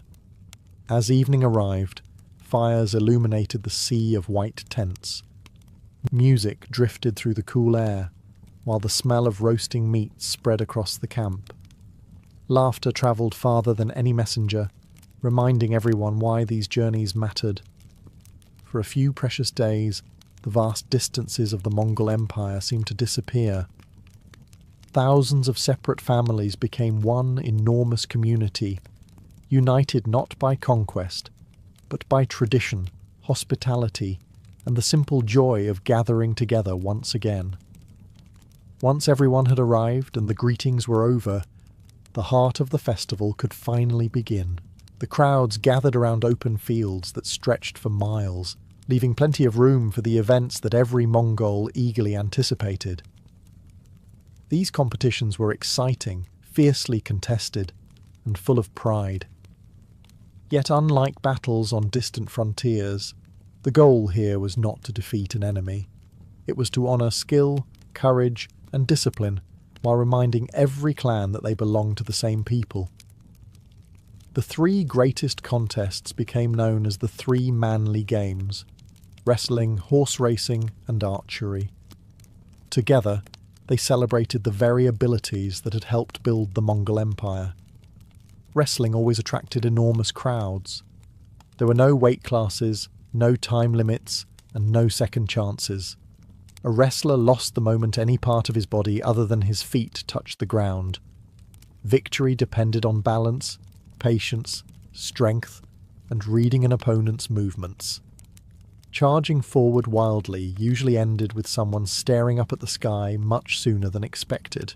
The wrestlers entered the field wearing open-fronted jackets, tight shorts, boots, and colourful hats representing their home regions. Before each match, they performed the famous eagle dance, spreading their arms like great birds soaring across the endless steppe. It was both a display of confidence and a sign of respect for tradition.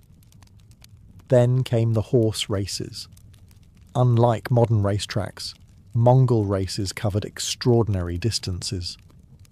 Depending on the horses' ages, races could stretch from 10 to nearly 20 miles across open grasslands. There were no carefully prepared lanes or fences. Riders simply followed the landscape itself. Perhaps the greatest surprise for modern audiences would be the jockeys. Most were children. Boys and girls as young as 5 or 6 often rode these races because their lighter weight allowed the horses to run faster. They grew up riding almost as soon as they could walk, developing remarkable confidence and balance. Watching hundreds of young riders gallop over the horizon was one of the festival's most breathtaking sights. Archery completed the trio. Competitors aimed at rows of small leather or woven targets placed at impressive distances. Accuracy mattered far more than speed. Every successful shot drew cheers from spectators, while experienced archers earned admiration that reached far beyond their own clans. Winning brought prestige, but the competitions were about more than individual glory.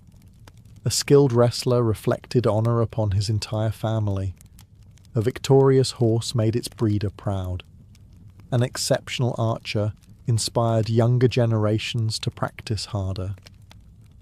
Success belonged not only to the champion, but to the entire community that had raised and supported them.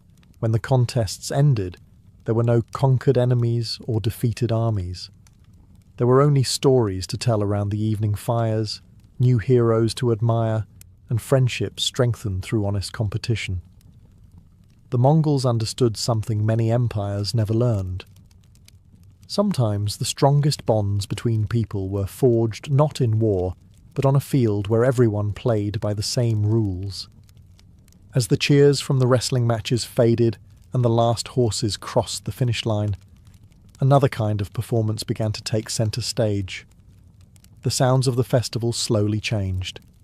Instead of pounding hooves and shouting spectators, the air filled with singing, laughter, and the gentle melodies of stringed instruments.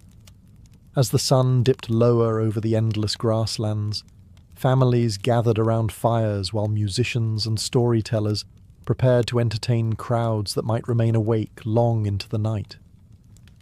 For the Mongols, music was far more than amusement. It was history. Unlike many civilizations that recorded their past in libraries filled with books, the Mongols relied heavily on memory. Their greatest victories, famous ancestors, heroic warriors, and ancient legends lived inside songs and stories, passed from one generation to the next. A talented singer was not simply an entertainer, he was a living library with remarkably better acoustics. One of the most recognizable instruments at these festivals was the morin khur, or horsehead fiddle.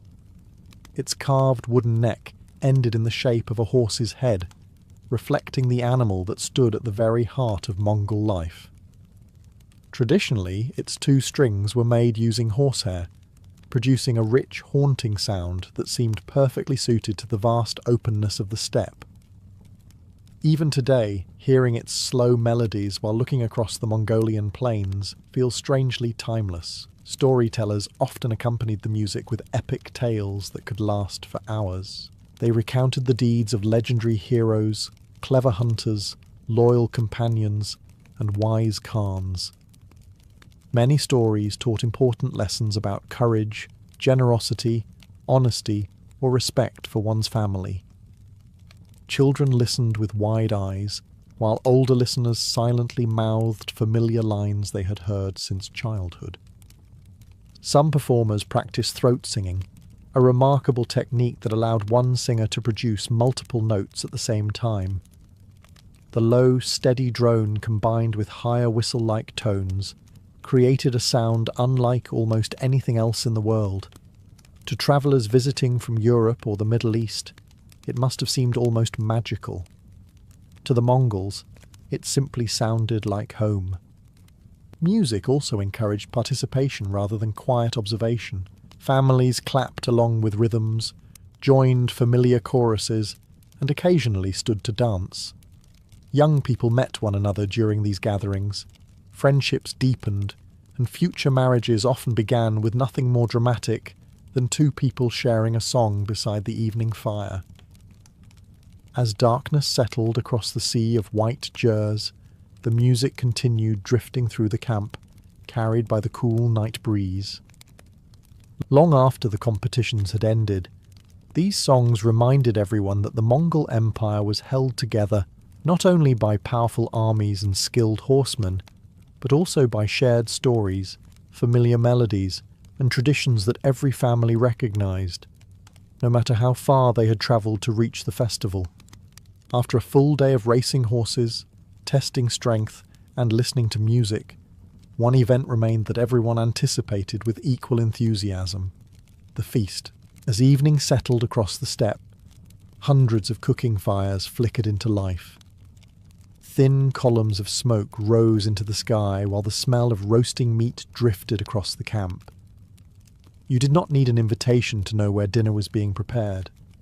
Your nose would happily solve that mystery long before your eyes did. Hospitality was one of the greatest virtues in Mongol society. A guest was treated with enormous respect, whether he was a neighbouring herdsman, a distant relative, a travelling merchant, or even a foreign ambassador. Refusing to offer food would have reflected poorly on the host, while accepting the meal created a bond of trust between both parties. Around these festival tables, friendships often grew stronger than treaties. The centrepiece of nearly every feast was mutton. Sheep thrived on the grasslands, making them one of the empire's most valuable animals. Large cuts of meat were boiled in enormous iron cauldrons until they became tender enough to pull apart with little effort. Unlike many modern recipes, Mongol cooking relied on the natural flavour of the meat rather than heavy seasoning. Salt was used when available, but spices remained relatively rare across the steppe. Horse meat also appeared on special occasions, particularly during important celebrations. To outsiders, this sometimes seemed surprising, but the Mongols viewed horses with both deep affection and practical understanding.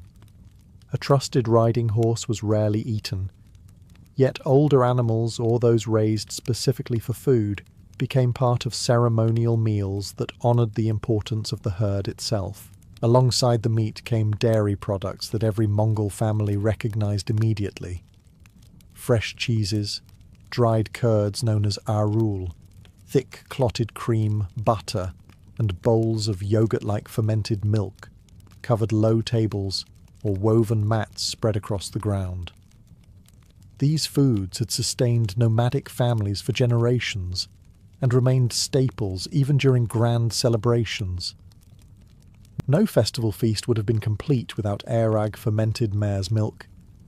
Served in wooden bowls, it carried a slightly sour taste that often surprised foreign visitors.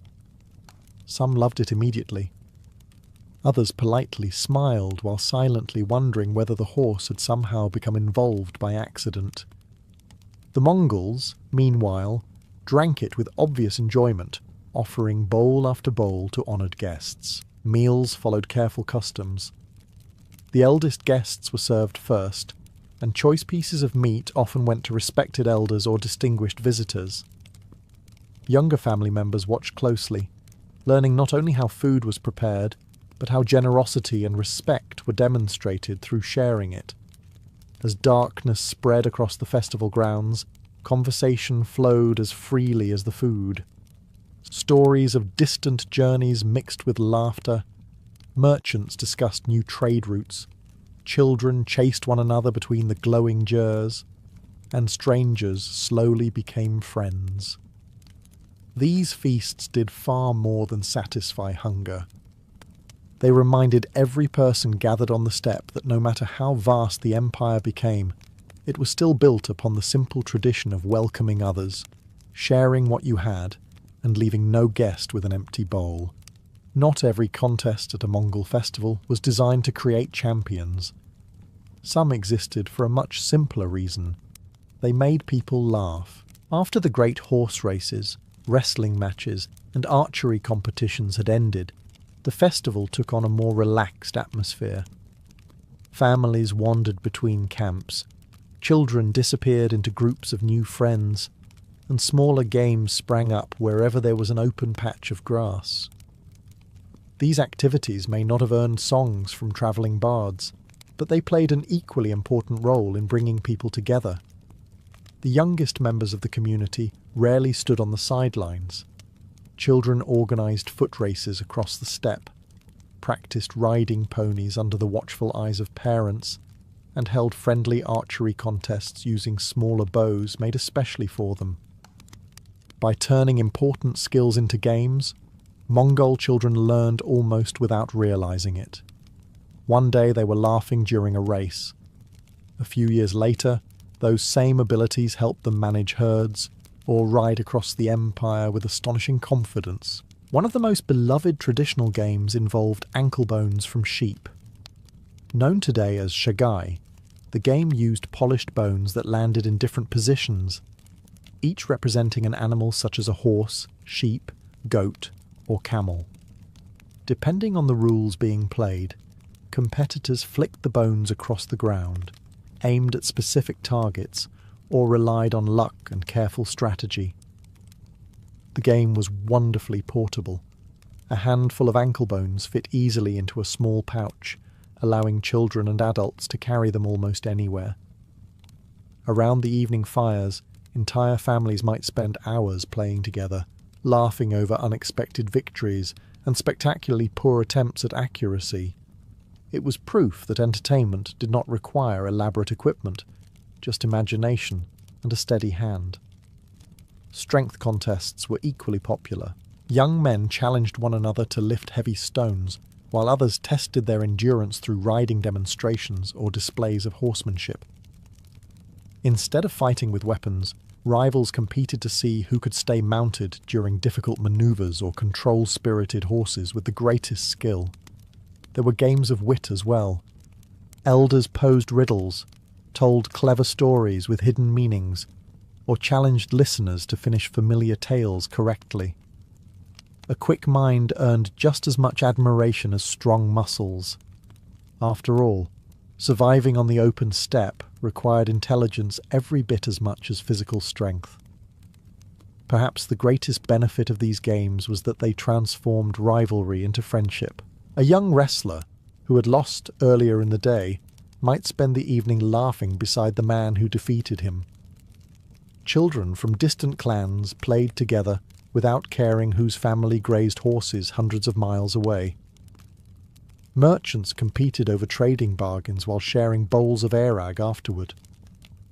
These moments mattered because they built trust. The Mongol Empire stretched farther than almost anyone could imagine, yet festivals reminded its people that they had far more in common than what separated them. A shared game, a burst of laughter, or a friendly contest could accomplish something even armies sometimes struggled to achieve, turning strangers into neighbours. Beneath the excitement of the races, the music and the feasting, every Mongol festival carried a quieter purpose. It was a chance to give thanks. The Mongols believed that life on the steppe depended upon forces far greater than any individual. A harsh winter could wipe out entire herds. A dry summer could leave the grass too thin to feed horses, sheep and goats. Success depended not only on hard work, but also on living in harmony with nature and showing respect to the spiritual world. At the centre of that belief stood Tengri, the eternal blue sky. Unlike many civilizations that worshipped inside grand temples or towering stone buildings, the Mongols found their sacred places in the open landscape itself. The endless sky above them was their greatest reminder of Tengri's presence. Looking upward across the boundless steppe, it was easy to understand why they believed heaven had no walls. Before many celebrations officially began, elders offered simple prayers. There were no elaborate ceremonies requiring dozens of priests. Instead, respected members of the community thanked Tengri for healthy families, strong horses, successful journeys, and peaceful seasons. They asked for continued protection over their people and their animals, knowing both depended on the same grasslands for survival. Offerings often accompanied these prayers. A small splash of airag, fermented mare's milk, might be sprinkled onto the ground before anyone drank from the bowl. It was a simple gesture, returning a portion of nature's gifts before enjoying the rest. To modern eyes it may seem symbolic, but to the Mongols it reflected genuine gratitude rather than empty ritual. Sacred mountains, rivers, and unusual rock formations also held special meaning. Travellers sometimes stopped to add a stone to a growing cairn or tie strips of blue cloth to sacred sites, while offering silent prayers for safe journeys. These customs reminded people that certain places deserved respect, regardless of which clan happened to control the surrounding land. Ancestors were never forgotten during these gatherings. Stories of grandparents, great warriors, wise leaders, and beloved family members were shared around evening fires. Children who had never met these relatives still learned their names, their achievements, and the lessons they had left behind. In this way, every generation remained connected to those who came before. Even Genghis Khan encouraged respect for traditional beliefs throughout much of his reign. Although his empire included people following many different religions, the old customs of honouring Tengri and respecting the natural world remained deeply rooted among the Mongols themselves. Perhaps that balance explains why these festivals felt so complete. The day celebrated physical strength through wrestling, speed through horse racing, and skill through archery. The evening celebrated music, family, and food. And woven quietly through it all was gratitude for the sky above, the land below, the ancestors who had guided them, and the hope that future generations would gather beneath that same endless blue horizon, continuing traditions that had united the Mongol world for centuries.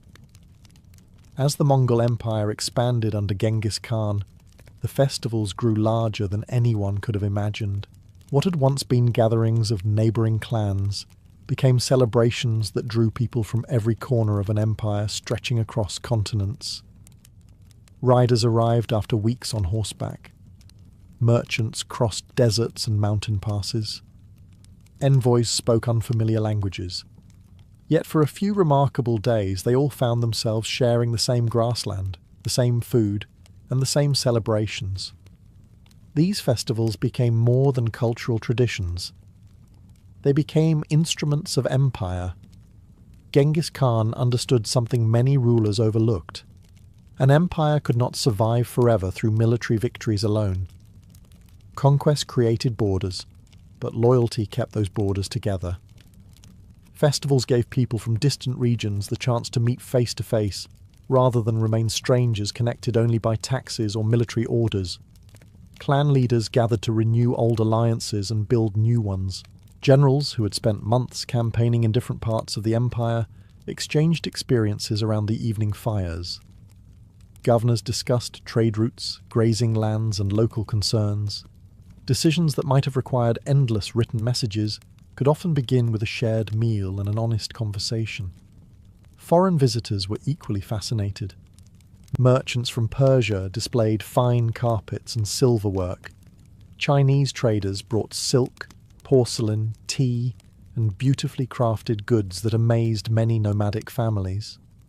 Artisans from Central Asia demonstrated skills unfamiliar to the Mongols, while travellers from distant kingdoms quietly observed the remarkable organisation of these enormous gatherings.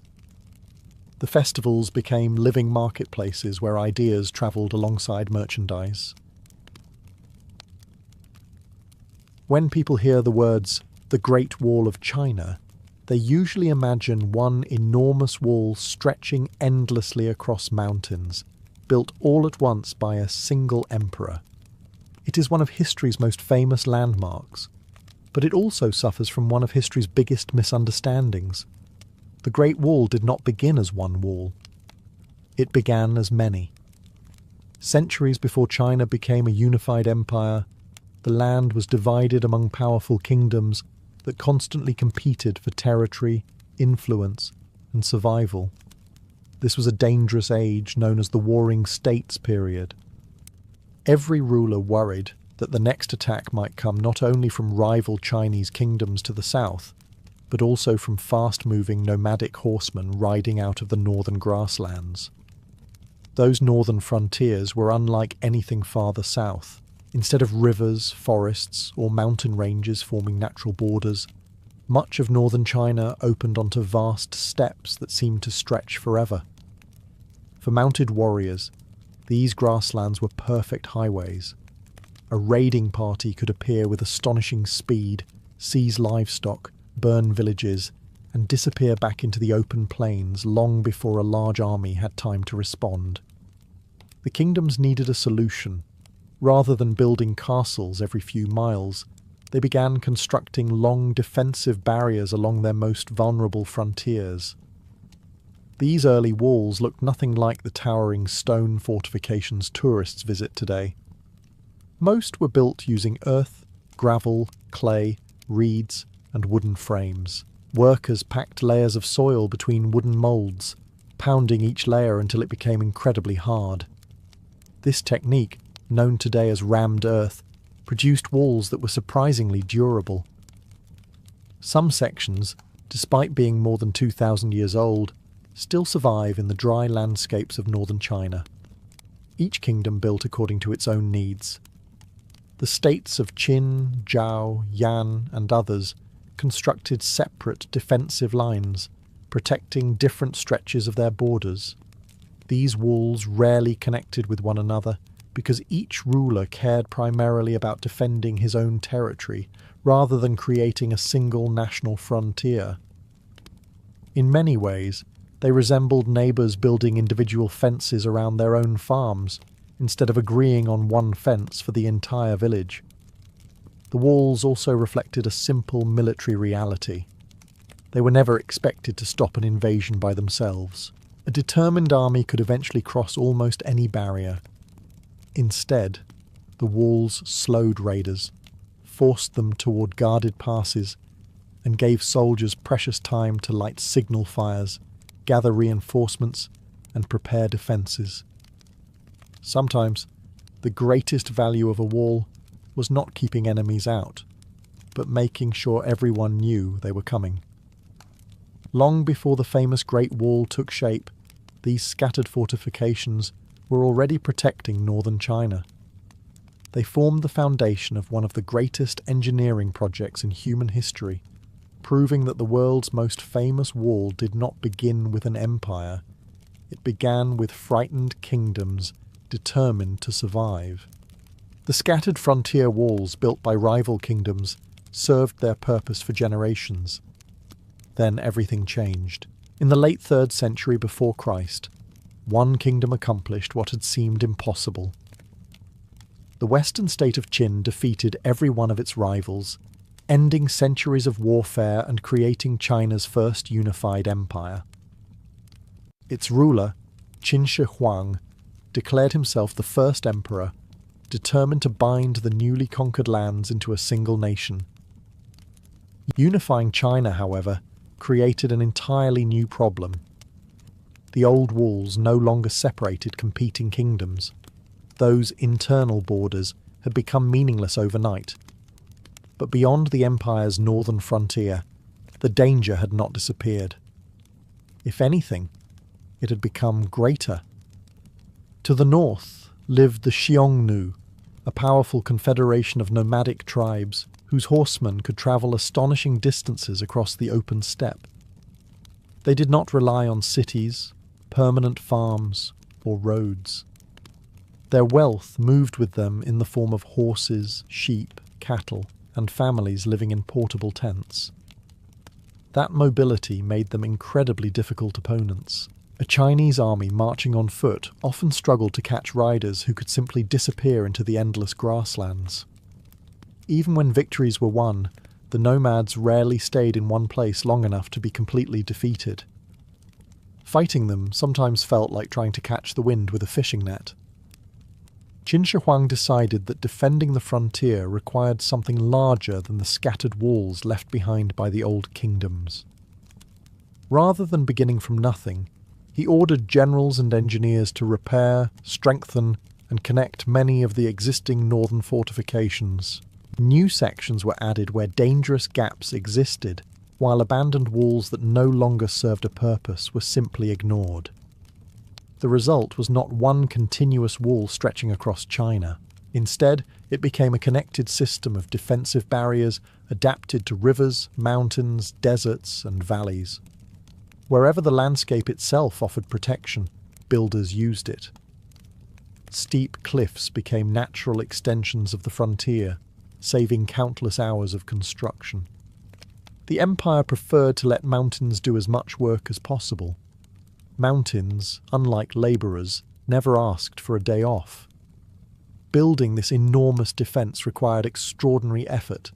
Hundreds of thousands of soldiers, labourers, prisoners, and convicted criminals worked along the frontier. They hauled earth, stone, timber, and reeds across difficult terrain, often under harsh conditions. In remote regions, Supplies had to travel enormous distances before construction could even begin. A single basket of food reaching a worker might have passed through dozens of hands. The work was exhausting, dangerous, and often deadly. Yet the emperor viewed the project as essential. The frontier could no longer consist of isolated kingdoms protecting themselves. It now represented the northern edge of a single empire, and every section of wall symbolized that new unity. For Qin Shi Huang, the wall was never simply a construction project. It was a declaration that China had become one nation and that its northern frontier would be defended as one as well. Once the frontier wall began taking shape, another challenge quickly became obvious. A wall without people is simply a very long pile of earth. Someone had to patrol it, repair it, defend it, and survive on one of the most isolated frontiers in the ancient world. That responsibility fell to thousands of soldiers, engineers, farmers, officials, and their families, who spent years living where China's farmland met the endless northern steppe. Life there was rarely easy. Most frontier forts stood far from major cities. The nearest market might be several days away. Winters were bitterly cold, with winds sweeping unhindered across the grasslands. Summers could be dry and dusty, covering everything, from armour to cooking pots, in a fine layer of dirt. After enough weeks, even the bread probably developed opinions about the weather. The soldiers stationed along the wall followed demanding routines. At dawn, they inspected the surrounding countryside, looking for fresh hoofprints, distant dust clouds, or smoke that might signal approaching riders. Throughout the day, they repaired damaged sections of the wall, maintained gates, practiced archery, and cared for their horses. Even during peaceful periods, everyone remained alert because raids often came with very little warning. Many of these men were not professional soldiers for life. Some were farmers completing military service. Others were criminals sent to the frontier as punishment. A number volunteered, attracted by the promise of land or steady pay. Regardless of how they arrived, the frontier soon treated everyone equally. Cold winters showed little interest in a person's career choices. Supporting these garrisons required enormous organisation. Food had to reach isolated forts every month. Grain travelled in wagons whenever roads allowed. In rough country, supplies moved by pack animals or human porters carrying heavy loads across narrow mountain paths. A shortage of food could weaken an entire garrison long before any enemy appeared. To reduce that risk, many dynasties encouraged soldiers to become farmers as well. Fields were planted near forts wherever the land permitted. During peaceful months, troops cultivated wheat, millet, beans and vegetables while raising animals for meat and milk. These military farms supplied much of the food needed to keep the frontier functioning, reducing dependence on long and vulnerable supply lines. Families gradually formed communities around many of these outposts. Blacksmiths repaired weapons and horseshoes, carpenters built gates and watchtowers, merchants visited with cloth, salt, tea, and everyday necessities. Children were born knowing the wall not as a famous monument, but simply as part of the landscape outside their homes. For them, the frontier was ordinary. They watched signal fires burning on distant hills, listened to patrols returning through the gates at sunset, and grew up understanding that beyond the horizon lay a very different world. The Great Wall was not only built by workers, it was kept alive by generations of ordinary people who accepted the hardships of frontier life, so that the empire behind them could sleep a little more peacefully. Their names rarely appeared in history books, yet without them, even the strongest wall would have stood empty. If you stood on the Great Wall expecting to see a single defensive barrier stretching endlessly into the distance, you would be missing half the story. The wall was never just a wall. It was an entire military system. Imagine the frontier as a giant living network. Every tower, gate, fortress, mountain pass, and signal station worked together like parts of one enormous machine. If even one piece failed, the rest of the frontier became weaker. But when every part functioned as intended, news could travel across hundreds of miles with astonishing speed. The most recognizable features after the wall itself were the watchtowers, placed on hilltops, ridges and mountain peaks. These towers gave soldiers an excellent view of the surrounding countryside. From their high positions, guards could spot riders long before they reached the frontier. Sometimes they noticed nothing more threatening than a wandering herd of deer. Other times they saw dust clouds on the horizon, the unmistakable sign that hundreds of horses were approaching. Once danger was confirmed, the real brilliance of the system came into play. Instead of sending a messenger galloping from fort to fort, soldiers lit beacon fires. During the day, thick columns of smoke climbed into the sky. At night, bright flames pierced the darkness. Different combinations of smoke, fire, drums, and signal flags could communicate valuable information. A small raiding party required one signal. A larger force demanded another. Nearby garrisons immediately understood both the warning and the scale of the threat. Under ideal conditions, these signals travelled with remarkable speed. A message could leap from one beacon tower to the next, across mountain ridges far faster than any rider could cover the same distance. News that might have taken days by horseback could sometimes reach distant commanders within hours. The gates built into the wall were equally important. These were not simply doors punched through the fortifications. They were heavily defended fortresses with thick walls, barracks, storage buildings, wells, and permanent garrisons. Famous passes like Juyong Pass and Shanhai Pass became bustling military towns where soldiers, merchants, officials and travellers all crossed paths.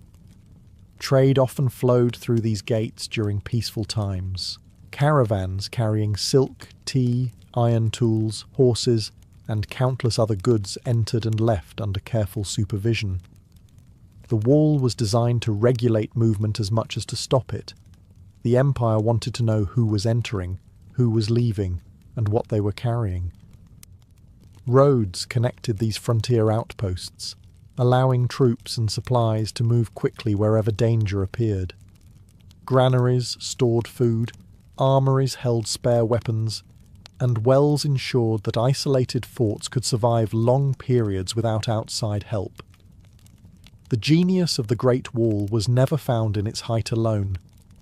Its true strength came from communication, preparation, and coordination. Every tower, every beacon, every guarded pass served a single purpose, ensuring that no threat could arrive unnoticed. In a world where a few hours could decide the fate of entire provinces, that warning system was often more valuable than the wall itself. The frontier defences built under Qin Shi Huang were impressive, but they did not solve China's northern problem forever. When the Qin dynasty collapsed only a few years after the first emperor's death, the wall remained, but the empire itself fell into chaos.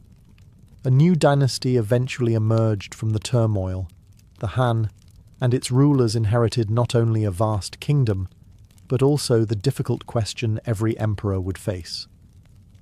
How do you defend a frontier that stretches for thousands of miles? At first, the Han emperors tried diplomacy. The Xiongnu Confederation remained powerful, and after several costly military defeats, early Han rulers accepted a policy known today as Hiqin. Chinese princesses were married into Xiongnu ruling families, valuable gifts were exchanged, and annual shipments of silk, grain, and other luxury goods crossed the frontier in hopes of maintaining peace. It was an expensive arrangement. Some officials argued that these agreements simply encouraged further demands. Others believed buying peace was far less costly than fighting endless wars across the steppe. Neither side was entirely wrong. Eventually, the balance shifted. Under Emperor Wu of Han, the empire grew stronger, wealthier, and far more confident. Instead of relying mainly on diplomacy, the Han launched a series of major military campaigns deep into Xiongnu territory.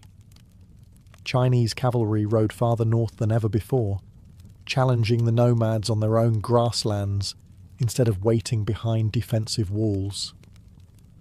The Great Wall did not become less important. In fact, it became part of a much larger frontier strategy. The Han repaired damaged sections, strengthened key fortifications, and constructed new defensive lines where necessary. But they also built military colonies beyond the wall itself. Soldiers settled with their families, cultivated farmland, raised livestock, and established permanent communities in regions that had once been dangerous borderlands. The frontier slowly moved outward.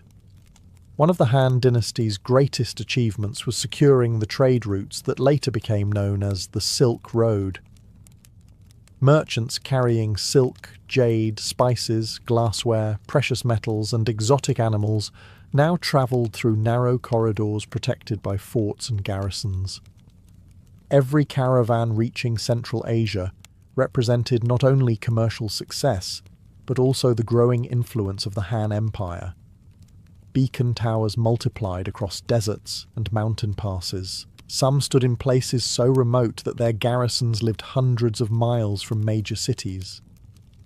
Archaeologists have discovered wooden documents, military orders, letters, and supply records preserved by the dry desert climate, offering remarkable glimpses into the daily lives of frontier soldiers who guarded these lonely outposts nearly 2,000 years ago. The Han emperors understood something the Qin had begun to realize. A wall alone could never defend an empire. It needed soldiers, settlements, diplomacy, trade, intelligence, and the willingness to adapt to changing threats. The Great Wall remained the backbone of the northern frontier, but under the Han, it became only one part of a far more sophisticated system, one that protected not just China's borders, but also the growing network of trade and culture connecting East and West. If the Great Wall was so long, so heavily guarded, and so carefully maintained, a simple question naturally follows.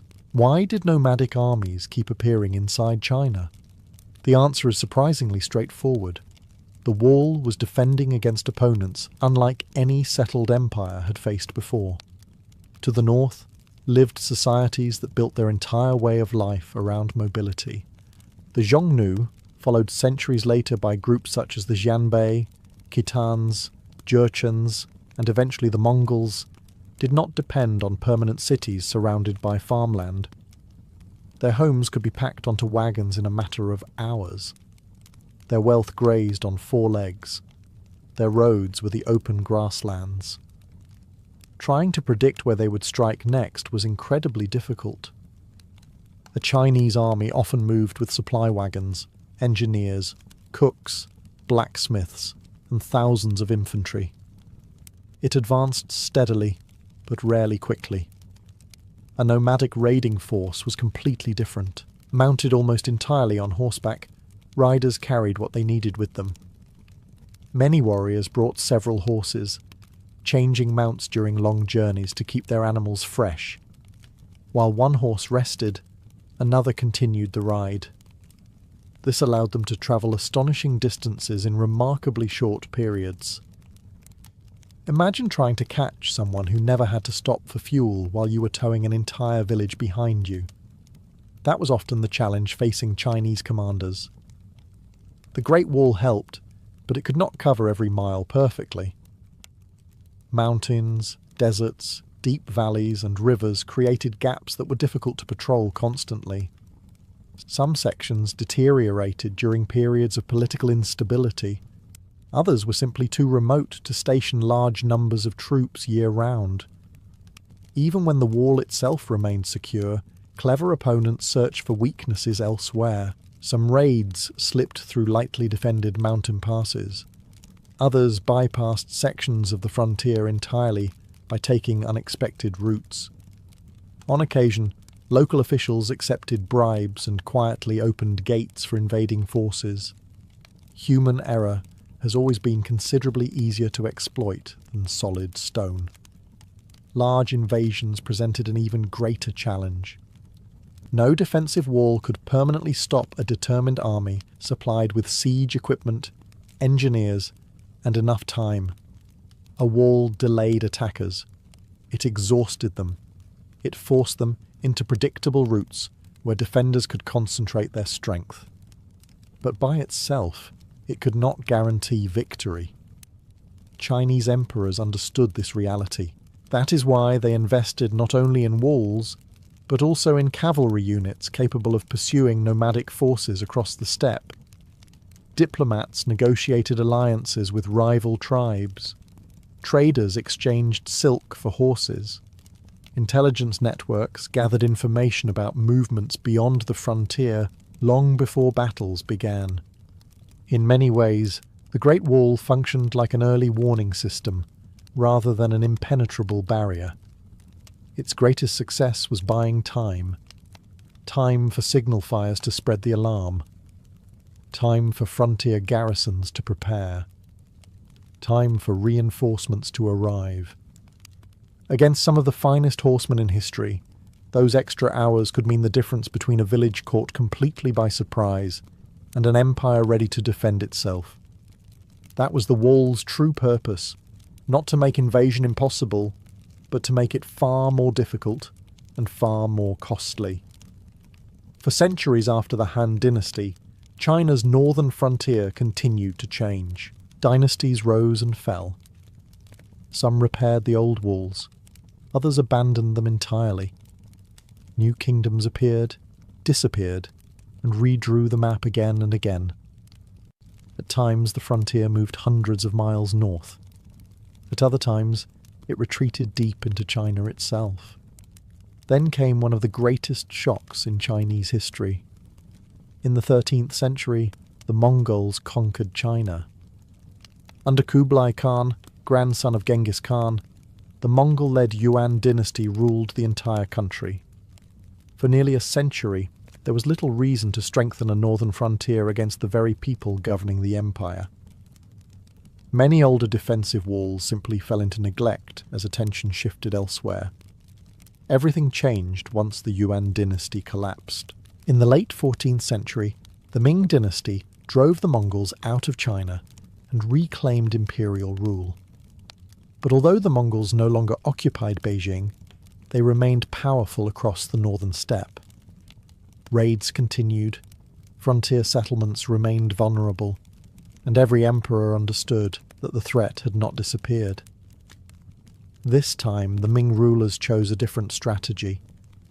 Rather than relying mainly on campaigns deep into Mongolia, they invested enormous resources into creating the strongest frontier defences China had ever seen. The wall most people recognise today is largely the work of the Ming dynasty.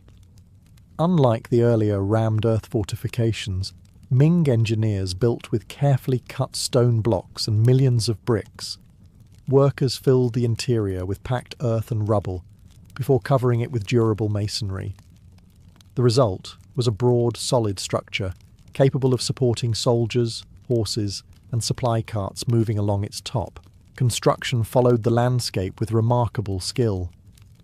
Walls climbed steep mountain ridges, crossed narrow valleys, and wound along cliffs that already offered natural protection.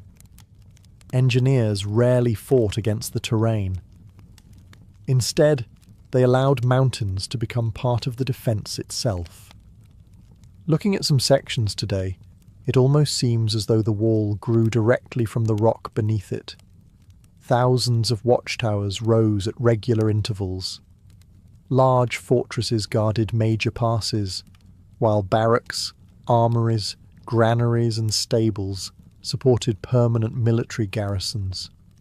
Entire frontier towns developed around these strongholds, creating a living defensive network rather than an empty line of stone. The project demanded extraordinary resources. Generations of labourers, soldiers, skilled masons, engineers, and local craftsmen contributed to its construction. Stone had to be quarried, bricks fired in enormous kilns, timber transported across mountains, and food delivered to remote work sites. Building the wall required as much logistical planning as many military campaigns. The Ming emperors knew they could never eliminate every danger from the north. That was not the goal. Their ambition was to create a frontier so formidable that raids became harder, invasions slower, and every approaching enemy visible long before reaching China's heartland. It was the most ambitious version of the Great Wall ever built. A monument not only to engineering, but to centuries of hard-earned experience defending one of history's longest and most challenging frontiers. For a structure so famous, the Great Wall has inspired one surprisingly common debate. Did it actually work? The honest answer is yes. No. It depends entirely on what you expected it to accomplish. If the wall's purpose had been to create an impenetrable barrier that no enemy could ever cross, then history clearly shows it failed. Several invading armies entered China despite its towering defences, and some even conquered the entire empire. But if the wall was designed to make invasions slower, more expensive, easier to detect, and far more difficult to organise, then it often succeeded remarkably well. The wall was never meant to fight alone. Its greatest victories were often the battles that never happened. Imagine a group of mounted raiders approaching the frontier. Without defensive walls, they might ride directly into farming villages before anyone realised they had crossed the border. Livestock would disappear, homes would burn, and by the time soldiers arrived, the attackers might already be far back on the steppe. The Great Wall changed that calculation completely. Raiders now had to search for guarded passes, climb difficult terrain, or attack fortified gates defended by professional soldiers. Every delay increased the chances that beacon fires would be lit, reinforcements summoned, and nearby communities warned to prepare. Even if the attackers eventually crossed, surprise had often been lost.